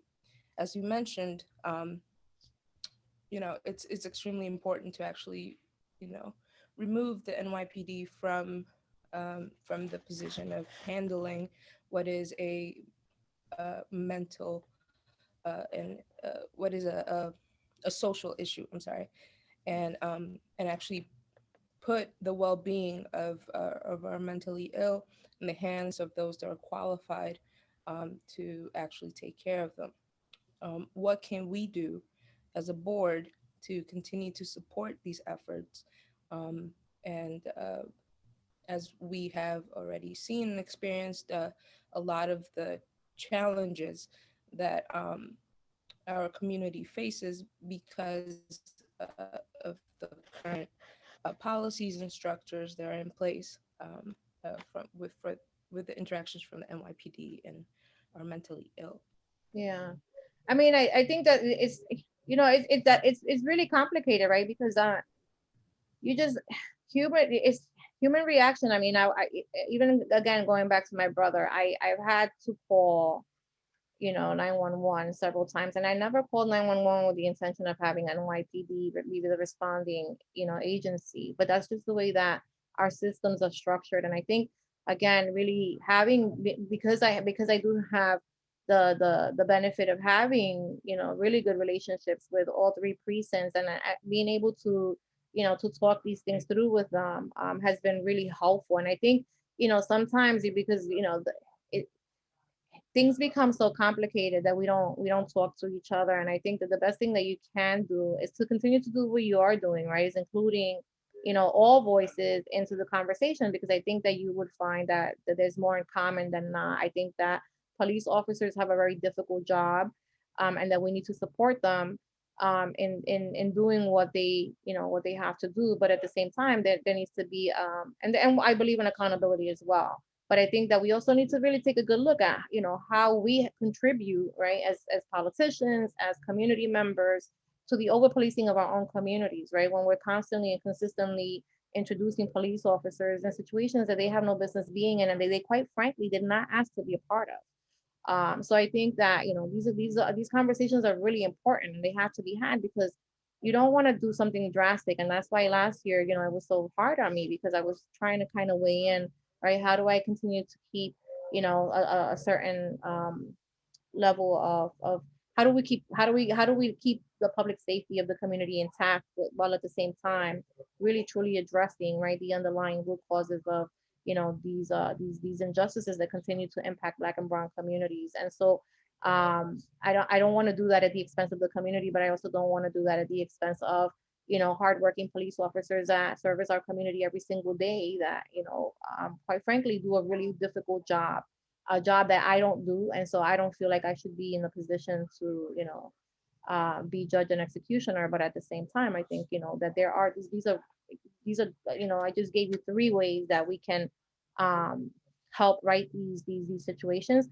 Another thing that I'm working on, where I think you guys can also be helpful, is really with the New York City Housing Authority, right? And that we over police these public housing developments. And, I will also share that we've had over 50 shootings at public housing developments since July, right? So when we don't have the benefit of saying, well, let's just remove all of the police, officers that are patrolling these public housing developments from them, because we can't, we're not in that position. But it means that there are other things that we could be doing that we're not doing, so that we're slowly, moving towards that. And we need to be, interfacing with these families that are in desperate need of, other resources. We know that it's a very small population of people at these developments that are actually at the root cause of a lot of, the violence. Why is it poverty? I don't know. It could be a lot of things, right? But none of these things are an excuse for shooting someone to death, right? So I'm not excusing that, but I'm saying we need to do more, and we need that there are ways. That's another way that the community board can become involved. Absolutely. If I may, I've been very vocal about the policy and structure that's currently used by the NYPD while interacting with the mentally ill people. Yeah. And that's not to take away from all the amazing work that the officers, supervisors, and individuals who work within the precincts in our district.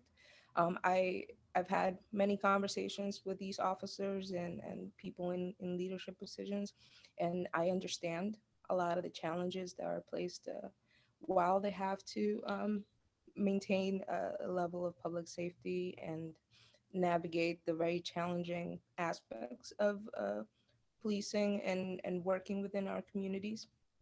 But because I care very much for these officers, and because I care for their well-being, and I care for the well-being of our most vulnerable you know, I am very vocal about the things that they can do better while we develop this structure of providing support outside of the NYPD. This summer, actually, there was an incident. You were in attendance at this event where there was a mentally disturbed individual who was escalating, and I sought out resources from the community in order to avoid having to call 911, as I knew that this individual had a negative reaction to officers in uniform. What I gathered from that experience was that a lot of the services, mental health services that were supposed to be working in our district were either closed, unavailable, or there were no doctors on site when we finally arrived to a location that was almost 20 blocks away from 115th Street. So, you know, a lot of the funding that was was $1 billion in funding that was taken away from the NYPD in order to address these issues. I'm hoping that as you know, all the bills come up, as we are brainstorming and we are thinking about ways of providing support to our mentally ill and our homeless population, that that we can, you know, make sure that until that structure is in place, we continue to hold the officers accountable and actually having a softer touch, and hopefully use the training and policies that are in place. So I appreciate that, you know, Sandy, and I thank you for all of your work. And I think that you should know that a lot of time and resources have gone into doing just that in East Harlem. And I know that, you know, through COVID, and a lot of people didn't realize that, but through COVID, a lot of our programs were shut down. And so if you were in recovery, if you were getting outpatient, you know, mental health services, you couldn't do that. You couldn't access those resources unless you had access to a computer or a smartphone, which we know in many cases, a lot of the most, you know, vulnerable people don't. They don't have access to these equipments that allow them, you know, an opportunity to have FaceTime with their doctors. So you're absolutely right. I said, but we do have the peer, the Diversion Center, which is not called the Diversion Center anymore. It's something in support center on 116th Street near the Chase Bank that is going to be working. That's with the two. That's actually a partnership with the 2/5. That is, so if they pick up a person that has a chemical dependency issue, or a person in mental health distress, they will pick them up from the street. So this is primarily like a lot of street homeless cases, and they would then take them to this support center where they would connect them with services. They will let them detox there. They have beds, they have showers, they have food, they have social workers that are there to deal with them. Now we have the pilot program for the mental health calls, which is different. That's if you're in your house and you're making a call. So we are, you know, we're working really hard, and you know, because we've been so vocal, and during my time as chair of the committee on mental health, we were able to leverage a lot of these resources specifically to East Harlem and to the South Bronx, quite frankly, because we have a lot of problems that need to be addressed. So I think that there's a lot of promise. I think that, you know, a lot of it is thank you, you know, for being so vocal about those issues, because that helps, right? That does help inform a lot of these decisions. So, you know, for all of you that have participated, I wanted to say thank you. I would say that unfortunately Jessica Morris, our vice chair, is not present, but she has a deep interest in, you know, particularly this pilot program. She's actually the one that brought it up at the last full board. She wanted to work on a forum, which she was actually, Osendi was collaborating with her. And it's still something that we want to work with, because obviously we know the difficulty that the NYPD has in dealing with people with mental disorders, and like we've discussed before, like it's just a fine line that we don't know where to start and where to go. And if you ask the NYPD tonight if they want to stop dealing with anyone with mental health, they'll tell you, sure, no problem. You know, it's not like it's something that's an issue, particularly when, you know, anyone gets violent. But Marissa has a question. Oh, I'm sorry. I actually, I'll send mentioned it just in regards to how can we, support this, or how can we support these efforts. But other than that, I felt like the information was thorough. No questions. Thank you, Councilmember Ayala. Of course, and I'll add two really quick things, Jose, and I know you guys have to go, but we also we introduced language on a bill to create some sort of mobile response for mental health calls. So what happens is, like in a place like 125th Street, for instance, if you have a person that is, half naked and is like, 15 degrees outside, they have no shoes, they're not talking, you kind of get a sense that they're not, that they don't have a sense of time or place. Most people are calling those in as homeless issues, right? So the Department of Homeless Services will dispatch the homeless outreach team, and they'll come out and they'll approach the person and say, "Hi, Mr. and Mrs. Smith, are you interested in housing? Can we help you?" And for obvious reasons, the person is usually going to say no, right? Because then the homelessness is secondary to whatever else is happening, right? And we're not really addressing that, and those outreach workers are not equipped to deal with that either. So this borders beyond even like NYPD issues, right? This is an interagency, problem. So they'll leave and they'll come back in a couple of days and they'll have the same discussion with the same person, and you end up seeing the same person out on the street, still naked, still, exposed to all of these elements, not getting the services they need. So what we're proposing is a bill that would dispatch a mobile unit. So when you work in senior services, for instance, if you have an older adult that may be suffering from dementia or Alzheimer's that's coming to like a senior center, and you feel like there's enough evidence, right, to believe that this is what's happening, and this person is not paying their bills, they're not eating, they look dirty, there's no one to take care of them, then you can call Adult Protective Services, and they'll have a psychiatrist come out and do a psychosocial on site. So this would do the same thing on the street, and that way they would ensure that that person gets connected and not just treated like they're just homeless and then left there, to their own accord. And there was another one, but I forgot what it was. But that one, I think, and then we also put in some resources to NYRE, because, coupled with all of this, we've also seen a significant uptick in the opioid crisis here in East Harlem. And so we've had an increase in the sale of, not only synthetic marijuana on 125th Street, but, heroin on 110th Street, on 116th Street. Those are issues that we've been working primarily with the 2-5 and the 2-3 on, and have been really aggressive about how we're handling it. Because as a matter of fact, just tonight we had a big bust on 125th Street. There are large quantities of drugs that are coming into our communities, and so while I'm not a proponent of minor arrests, I think that in some instances we have to put our feet down and say, like, enough is enough. We can't continue to come into our community and make clients out of our constituents, out of our neighbors, out of our brothers and sisters. And so I stand by that. And I'm really proud that we were able to secure some resources to NYRE so that they can help do outreach work, and also pick up. They're doing a lot of the syringe litter pickup in the community, and they're the only ones right now that are doing it. So if you see them out there, recognize them. We're trying.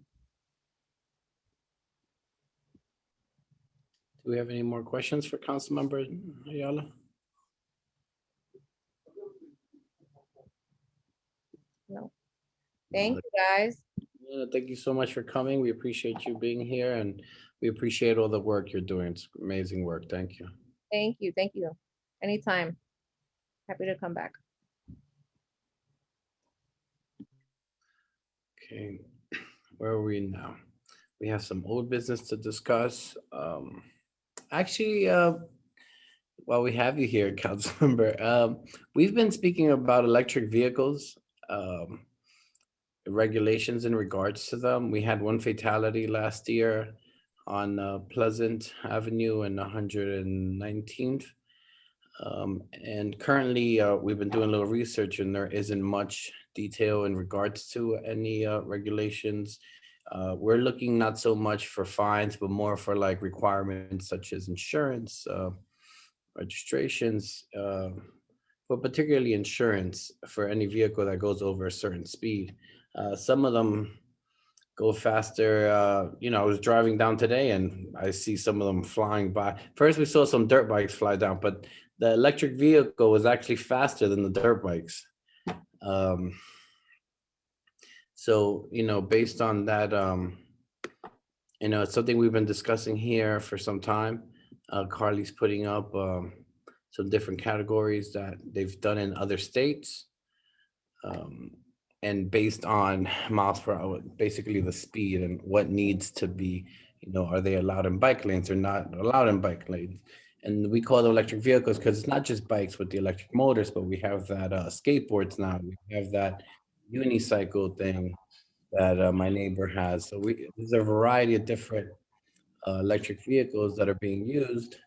And we're not opposing the use of them, but simply hoping that there's some kind of safety measures put in between as much as a user, as much for a pedestrian. Just wanted to clarify. So this is actually from DOT's website that I found before the meeting. So this is for New York State as it exists now. I just wanted to pull this up for our discussion tonight because I learned some things. Or not New York State, this is New York City. This is New York City's regulation. So e-bike, so anything, what happens, an e-bike that goes over 25? It's illegal. It's illegal. Well, Or if it's a moped, then they have to have a driver's license. For scooters, they can't operate in excess of 15 miles per hour. So if there are scooters that are going more than 15 miles per hour, either they're illegal or maybe they're one of these that are required to have driver's license. It must be, and they must be registered, but the mopeds, most of those are gas operated. So I guess we need one more category for an e-vehicle or e-bike over 25. It doesn't say it's illegal. It's basically a gray area because it's just not a category.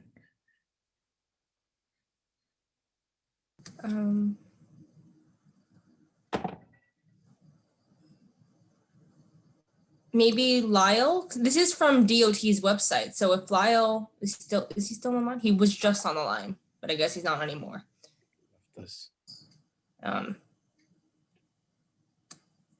But this is a great starting point. I mean, because it's still something a lot of people in the community, actually, we had it on the agenda and we ended up being unable to speak about it because of a time constraint. And we got an angry backlash from certain that Carly had to end up dealing with. But we explained to him it wasn't that we weren't concerned about this, but he had a bad experience with someone zooming in front of him.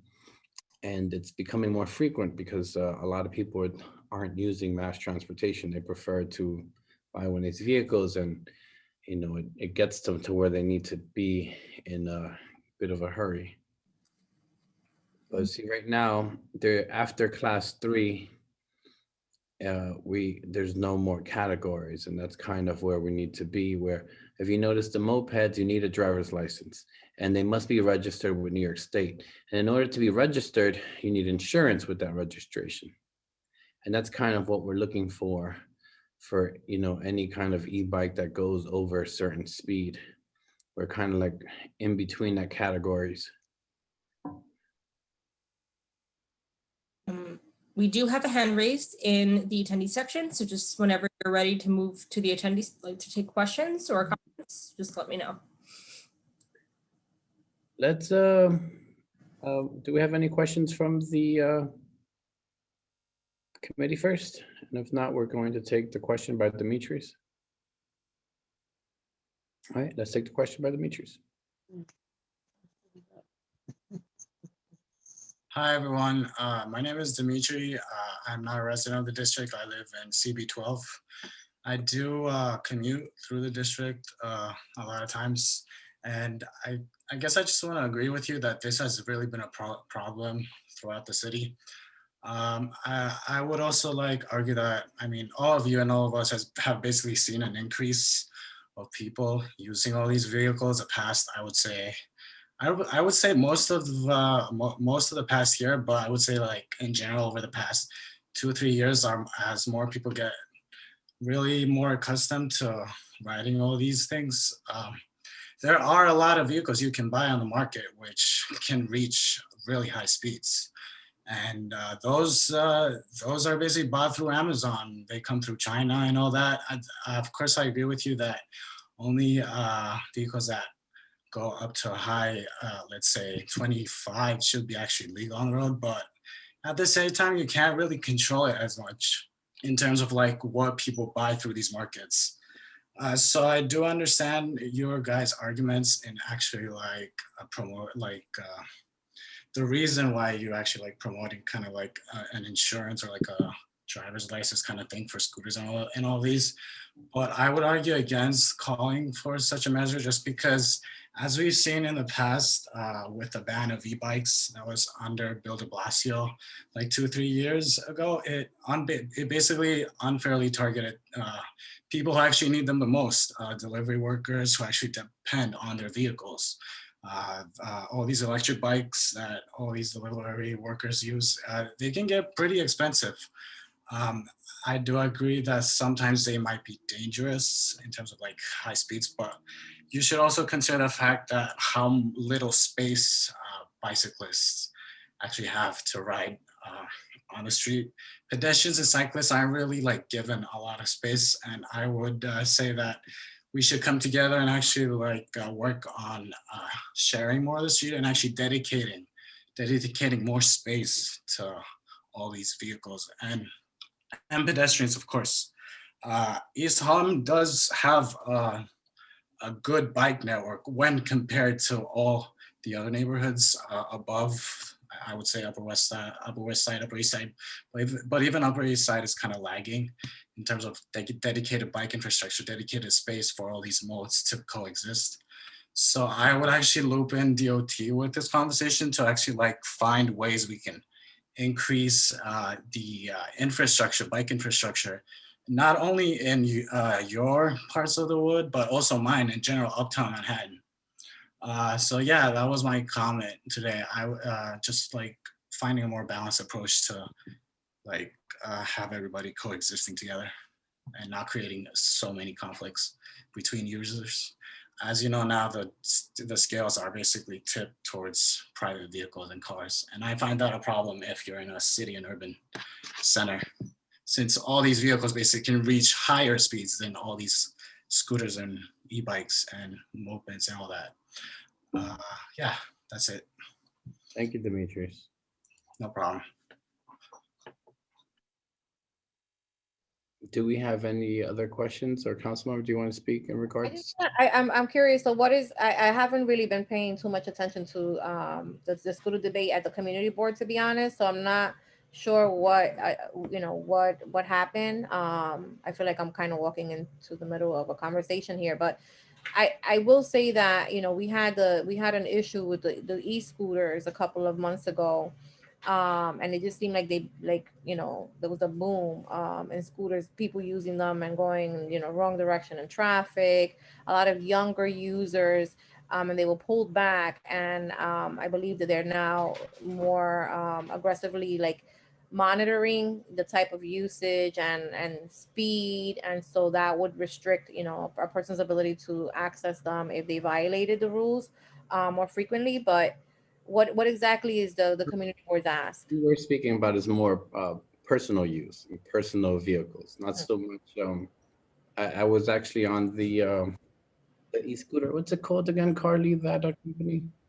We joined there when they were having these difficulties.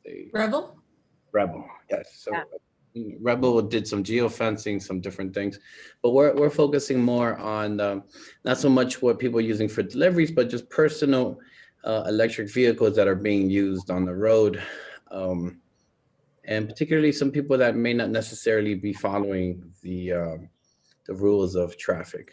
We had one fatality last year on Pleasant Avenue, 119th Street. We've had numerous accidents in the neighborhood, particularly one that I remember well on 106th Street and 2nd Avenue. And This kind of transportation is becoming more prevalent in our days. So more people are enjoying it. So we're not against the kind of transportation. However, as anything new, it needs to have certain safety procedures, right? So Dimitri was talking about cars on the street, but every car that is on the street should have insurance, should have a registration. If someone gets hit and injured, there is someone that falls back and there's insurance that will cover whatever damages are happening and covers the user of the vehicle as well. Currently, this is not happening on electric bike. For instance, I don't know what happened on that fatality, but technically, I think he could, and I'm not a lawyer, but I think, the family could probably sue that person and hold them completely liable for whatever damages they want to go against. But that's a different, subject. It's more about There's a lot. I mean, I think there's a lot going on though in the community because you don't have enough bike lanes. But then even the bike lanes, I know people were like kind of like a little bit mixed on. Some people really, were fans of them. Some people were not. I think that they work, but I think there also needs to be a lot of education. We just had a fatality here on 118th Street on First Avenue about 2 months ago, where a young man was coming from the Bronx and came down the Willis Avenue Bridge and was heading in the opposite the traffic. On an avenue where there happens to be a bike lane, and got sandwiched in between a parked vehicle and a truck. So I think that access to more park lanes, to more bike lanes that are not where we don't have double park cars sitting on them, is helpful. It'll help remediate a lot of these issues. But I'm happy to look at it if there's like a specific model. We haven't launched any like pilot programs here in East Harlem per se, because we're like oversaturated right now, and we just quite frankly can't keep up with the demand of all these changing trends. But it doesn't mean that in other communities they may not be trying it, and because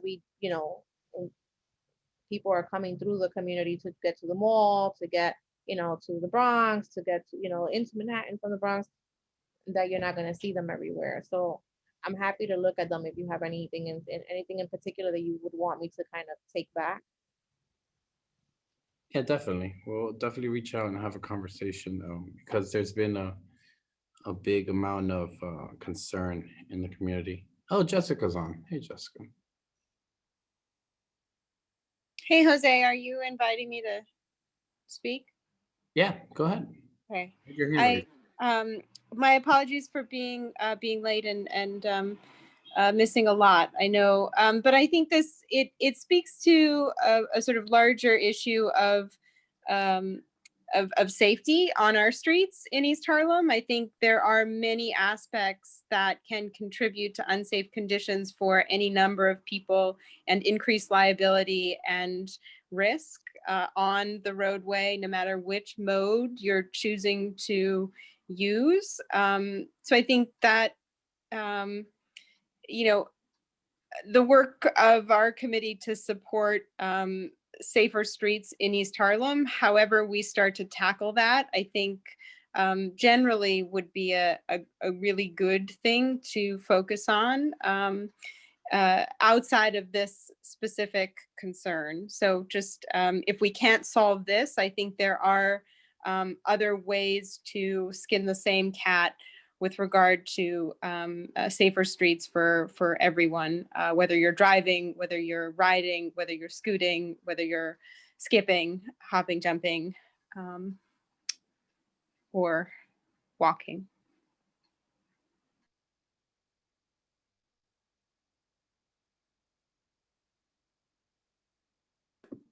Thank you, Jessica. Okay, we're going to move on from the subject. This is going to be a continuously working subject, and we will work with Councilmember Ayala in this subject. What else? We have something else on the agenda, our stolen idea from Jessica. Yes, okay. And Jessica, you're doing the intro on this one. I am, just in time. Are we there now, Jose? Yep. Okay, all right. And I'm sure, let me turn on my camera, and apologies for the handheld component. But I think what one of the things that's come up again and again is not only how vast the street network is in our district and our various neighborhoods throughout the district, and how important that infrastructure is to our social infrastructure, the places we meet people, the interactions we have, how we get around. And so I think figuring out how to better understand where there may be targeted need to ask for improved conditions, that is a hyper-local knowledge that only people on the block have. And so I think what Jose and I have been talking about with Carly and others is how to access and compile that information so that we as a board and a committee can take some concerted action. So considering the opportunity to reach out and ask some questions, remains to be seen what those questions are, but to engage community members, both individuals, but also organizations, business owners, stakeholders, anybody who will listen,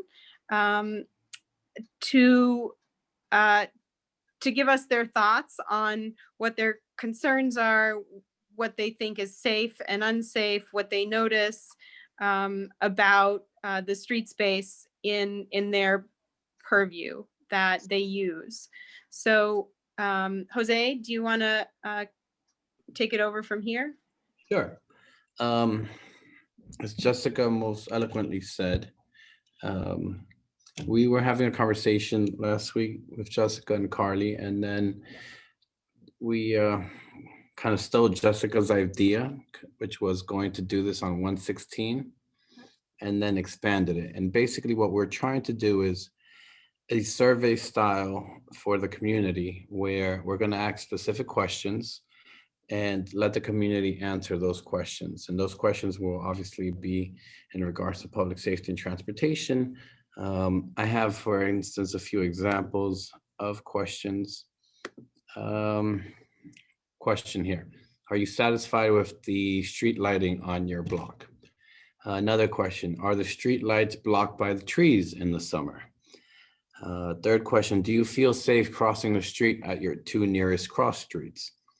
This is more of a last question, which is an open-ended question, which is what improvements would you like to see in our neighborhood?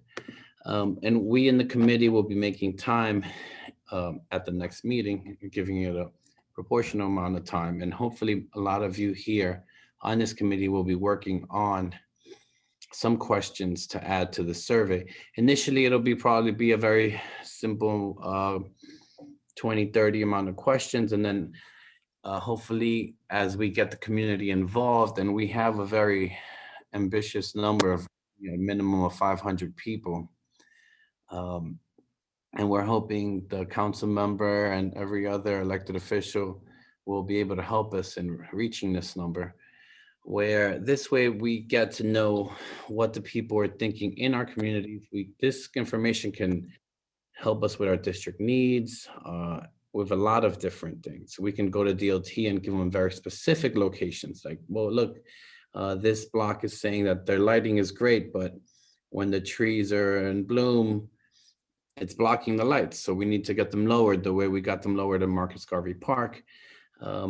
This kind of information is really priceless for us to work with in the community board. And we're hoping to then, as we're going to do one now in the spring, and then we're going to expand in that in the fall, and then hopefully continue to expand and hopefully engage other committees in the community board. Jose, may I follow on? DOT is one of those agencies with, they've got a lot of ground to cover. And unless they know really specifically, a crash data along 116th is useful to some degree, but hearing from us about what types of safety improvements or perceptions of safety, community members have along that corridor and in other specific places, it adds up, and it adds up in a way that they can then respond to through different programs and channels that are already existing. So I think it allows us to better understand where targeted action for street improvement projects can be identified, and they really need to know where to put those dollars that will have impact on improving street safety. And if we can't tell them, how are they going to know? So I think that's the goal, is to better understand exactly where we should ask more questions to better understand, to then bring back to DOT so that with their expertise, they can help us help each other. Help us help ourselves. Don, you had a question? No, I just wanted to amen what Jessica was saying, because she's had previous conversations with me, and I will say, Jessica listens, and that is really critical, because the hyper-local perspective seems to be quite often ignored for this greater good of, but you'll be healthier if you ride a bike, and I had brought up before that near the Schaumburg, and I just want to put it on the record, near the Schaumburg, which is now called the Heritage, there's actually no place to stop, stand, park, or anything around that building. So, and then after we had snow, there was accessorides with no place to drop a person off. This city is so inhospitable to seniors. It's really, it's embarrassing. Your family members shouldn't even be visiting New York during a snowstorm, because we don't pay any attention to the how people get from their homes to their doctor's appointments or to their other social services. But anyway, so the point is that I really want to amen and second that we really need to be having more of a city planning, transportation planning view of outreach and understanding, because we don't have a record of that. And it would be great if we could ask more questions and find out more before we make these decisions that affect people who had no say so. Don, the Schaumburg is on Fifth Avenue, right? Say that again. Schaumburg is on Fifth Avenue. Yeah. So in the past, and I only know this because I've dropped people off there. In the past, there was some parking right along Fifth Avenue between 111 and 110, the 110 circle. So I think Department of Transportation came and said, oh, we're thinking about putting bike lanes on Fifth Avenue. Next thing you know, there are 2 double wide bike lanes on that little strip where people used to be able to pull over and get out of their accessoride or even load into an ambulance. You can't even load into an ambulance right now. And then on all 4 sides of that building, no parking, no standing, no stopping, completely so even if a person gets out of that and goes into that building, it's illegal for them to do so. Now, the fancier version on the other side of the street has retained their little loading zones, and they have still options to just live in their apartments and still be treated like humans. And I just can't believe that someone said it's okay to not have even a stopping, standing, parking, or anything around a building with so many residents in it that has had so many calls to ambulances and other things. It's just so disrespectful. So I just want to amen what Jessica is doing, which is listen to people who, I don't even live there. It really doesn't affect me, but listen to people who live there, listen to people who now have more hardship and see things from their point of view. I'm completely open to that, because I think it's important not to just think about the block I live on or the block, that affects me or my commute.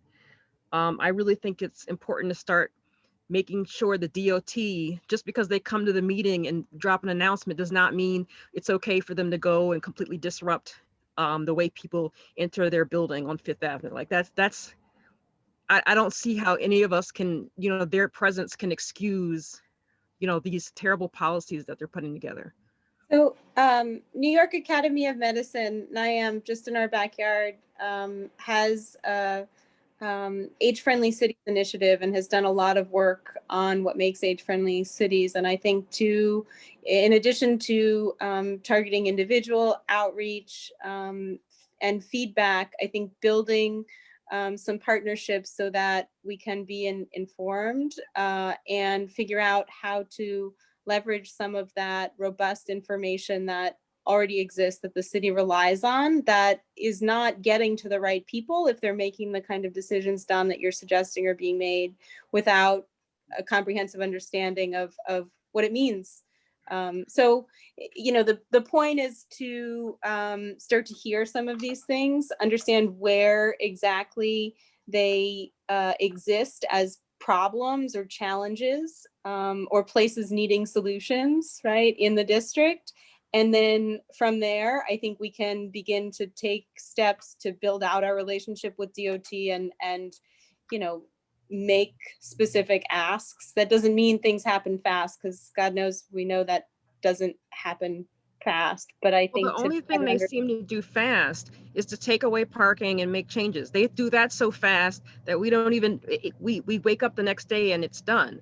So there used to be an aging committee. In regards to your particular Fifth Avenue, I will remind you that this board took a very strong position. We were actually engaging DOT in every step of the way. And then we chastised them because during COVID, they basically just went ahead with the project and basically stopped coming to see us and asking for our opinion. And even though we are an advisement group, it's part of the kind of relationship that we have with DOT if they are going to do a project of that size. And we did bring that up to them in one of our board meetings. And they promised that something like that will not happen again. But I agree with you that particular project happened outside of our purview, and maybe mistakes were made. Sometimes DOT has planners that, things sometimes look, it's an amazing plan in your office, but in reality, it may not always work. And I remember when I first joined the community board, one of the DOT planners wanted to remove a left turn when you're going on 125th Street eastbound on 3rd Avenue to get to the Harlem River Drive North. And his plan was that you would drive past 3rd Avenue, go to 2nd, go around Taino Towers, and then go back up 3rd. And then obviously he didn't know the amount of traffic that is on 125th Street, particularly between 2nd and 3rd, and that we're one of the highest asthma populations. And the last thing we need are vehicles going in a square to get, and luckily I'm always in the neighborhood driving around. And when I heard that, I was like, what do you mean you want to get rid of the left turn? So what's the alternative? But sometimes DOT, that's why we're here, right? That's why we're part of the community board, because we're more familiar with the neighborhood, because but they just we have businesses here, we have interests here. In this particular case, we know what happened, right? They went ahead and they promised us on the record that it wouldn't happen again. So and it just did today. We have permanent parking spots for car shares that are not affordable to anybody who lives in this neighborhood. So that I just want to keep putting. I was surprised at that announcement as well, because we never Yeah, got a presentation on how the actual pilot program went, and they just made it. think right, and I just want to keep putting it on the record and putting it on the record and putting it on the record that it is not okay. We used to have a committee for aging. I didn't mean to interrupt you earlier, Jessica. I was just going to say that community board used to have a committee for aging, right? Jose, you remember? Yeah. There's people who remember. There has to be people who remember that. I think committee aging got I think it's in part of health and human services. Okay, so I remember when it was separate and there was no, everyone was very tuned in to what do our seniors need? Can our seniors walk the streets? So anyway, I didn't want to interrupt again. I just feel like I want to keep putting on the record that the outreach is by DOT has not been sufficient. Other community boards have sued them for going ahead and putting in plans without consulting anyone. You know, plans put into place by people who don't live in the community, will never live in the community, don't even drive. Like, I don't know where they find these planners and these little schemes that they come up with, because the due diligence is not there for us to even analyze it and say, okay, I see how they figured this out. You know, so I'm just putting it back on the record because I just, you know, hopefully one of these decades, somebody will say, yeah, hey, you know what, let's all the community boards get together and start putting together what we are willing to put up with and what we're not willing to put up with, and get the borough president and others aligned with us. So that's all. I was sorry for the venting.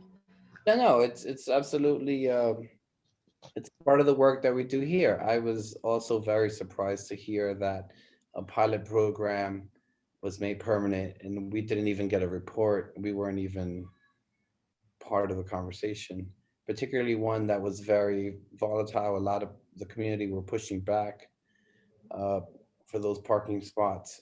It's something that we're going to follow up with DOT and the borough president's office and hopefully get some answers on.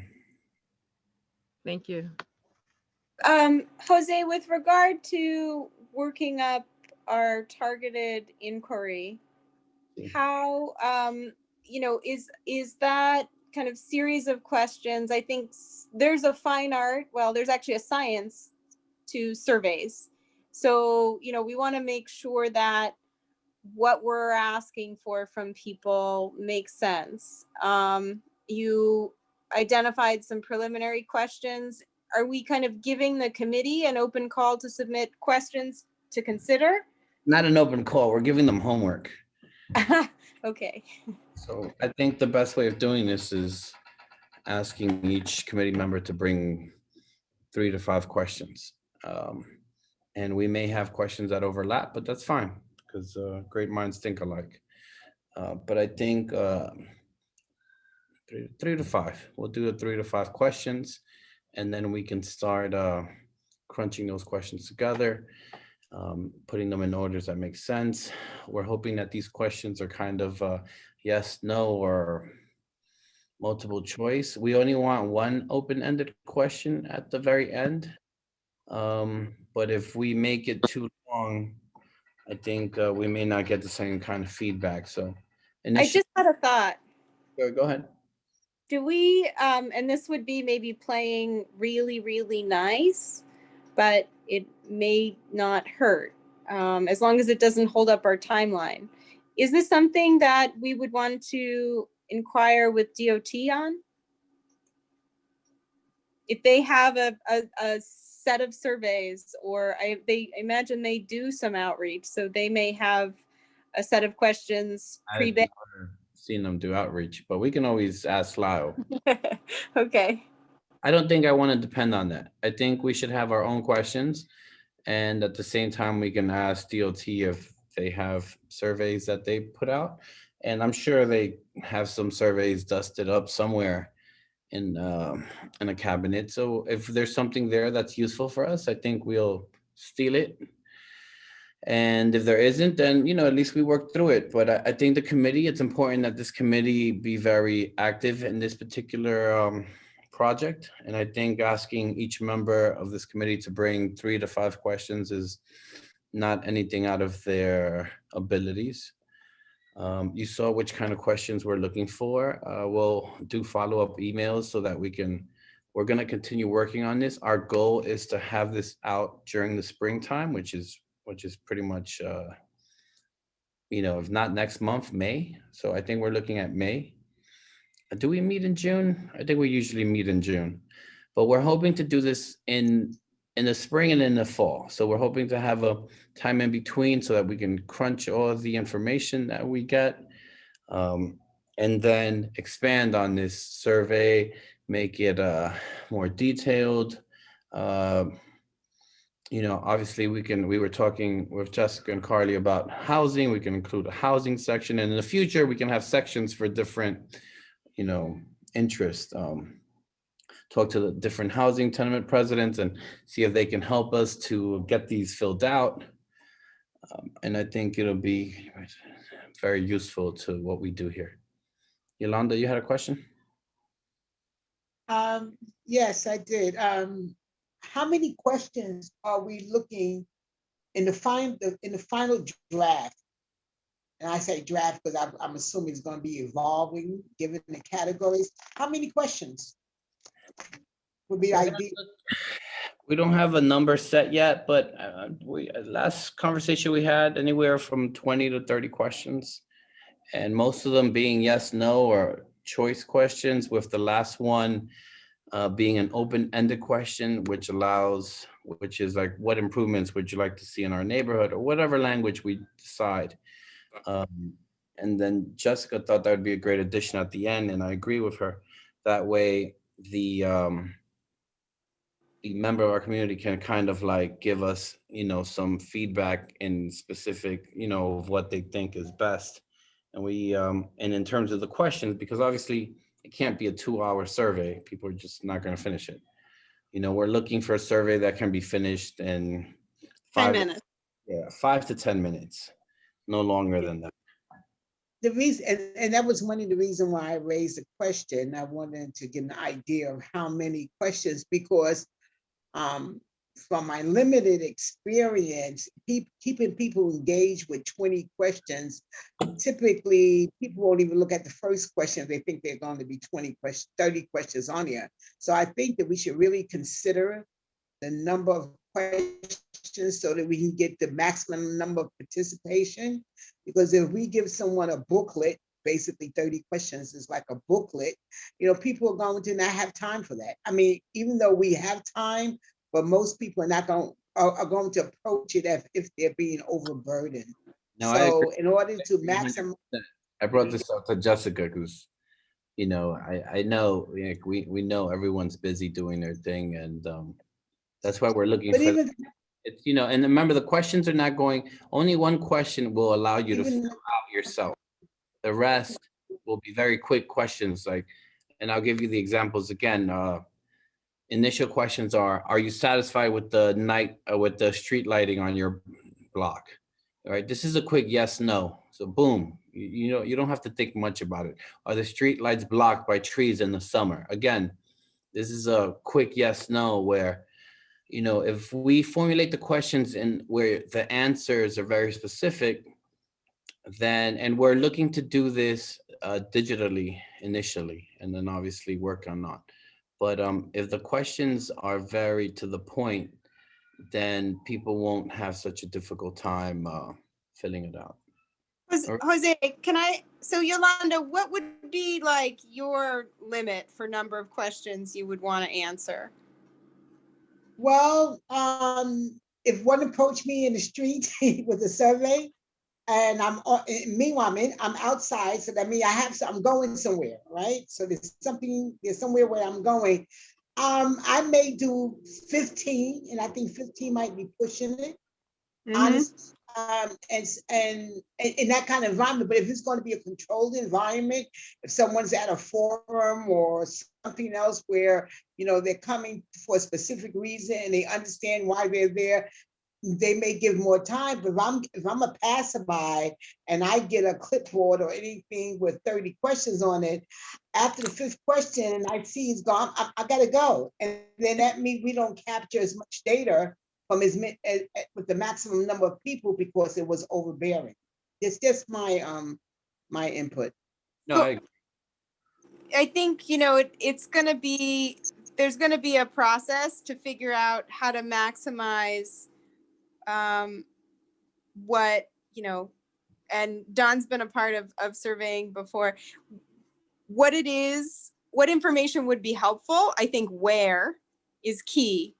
Where matters so much, because then you can always go back and ask questions. So I think where and what, in some ways, if we can figure out, those two things pretty specifically, then we know, and who are you? You know, do you care? And I think in that way, then there's an opportunity to follow up. And if there are a number of people who identify the same where and, you know, a couple different what's, then there's something to consider there. And I think that's what we're trying to find out. Are there wheres that are very distinct and clear, where 15 people respond that at intersection X and Y, such and such happens, and I care? Then we can say, hey, you 15 people, wow, you all care about the same thing. Let's figure out what to do about it to make things safer, better, yada, yada. Okay. I have a question. Marissa has a question, and then we'll do a Sunday. Hi, and Jessica, I owe you an email, but thank you. Yes, I didn't forget. So just a quick question. What I agree with Yolanda in regards to the number of questions, but I think what we can do, you know, is send in all the questions that Jose requested, and then just narrow down what are the best questions to ask from these, you know, out of the ones that are presented. But I do think that we have to minimize the number of questions that we ask. Has it been considered if we are doing this electronically? Like, is there a reason that we are doing this in person as opposed to via email? No, we're thinking of doing this digitally. Oh, okay. I'm sorry. I thought there was a component of. I think eventually we were talking about, I brought up the needs of the elderly. We have kind of, I think we believe we have the highest population of elderly in the city. Harlem.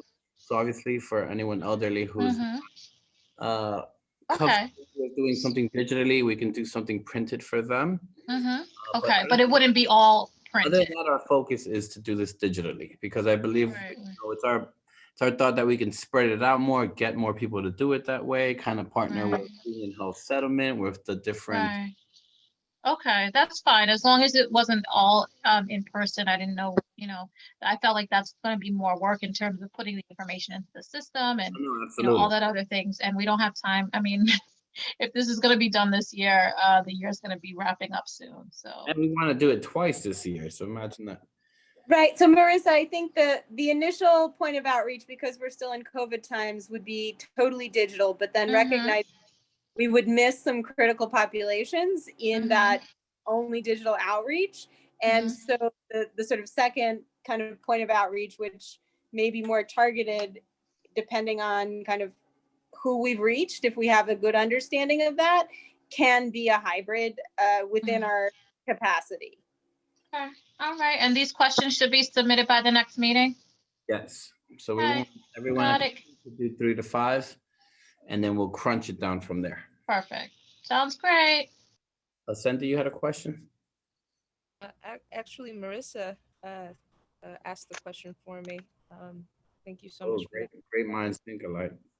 Indeed. Yeah, I'll just prepare to send out these questions before the next meeting. Thank you, Cindy. Do we have any other question in regards to what we're trying to do? I do. Okay. Now, what are the categories of questions that we're going to submit again? We want to make sure that I fully understand this.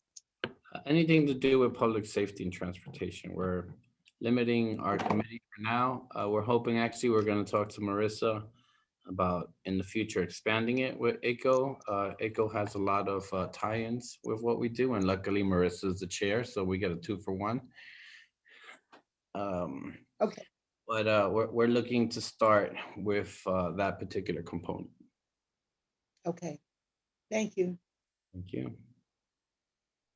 A couple of examples. I'm ready, Jose, whenever you're ready. Ooh, I like that. Accessibility issues in our community in terms of cross streets, anyone with a hearing disability, a visual disability. I remember Brody, some of you know Brody. He would always talk to me about, he was visually blind. He like having in the Upper East Side has the listening cues when you're crossing the streets. And it's something that we barely get the countdown numbers, and we have them on some streets. So it's something that we're going to continue to push because obviously it helps the community stay safe. Any other questions? Jessica, you unmuted. Go ahead. Things, things like bulb outs that shorten crossings. I think we have a lot of avenues that really separate, one side of our district from another, especially First Avenue is super wide, Second Avenue is super wide. How, if there are kind of issues of perception of safety, I think 112th is really wide. 115th is also really, really wide. And people drive fast when the street's wide. And so how do you understand if people feel safe or if there are ways to make for safer crossings? So I think bulb outs are something that's a terminology that DOT understands.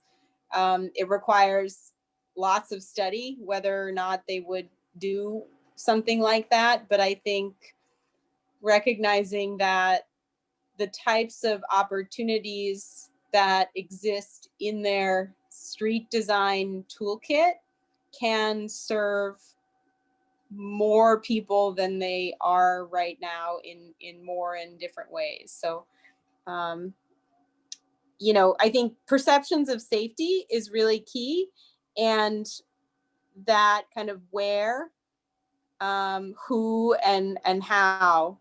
Don, your position of looking out for other people who may have different concerns, mobility concerns, but that you're aware of just by having eyes on the street, that is also welcome. It's not just about the person answering the survey, but the person answering the survey is an observer of their street. So I think we want to tap into that if we can.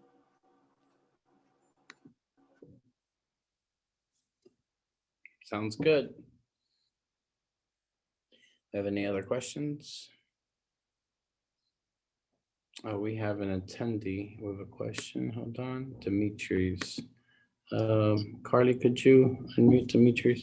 Yeah, I'm unmuted. Hi again.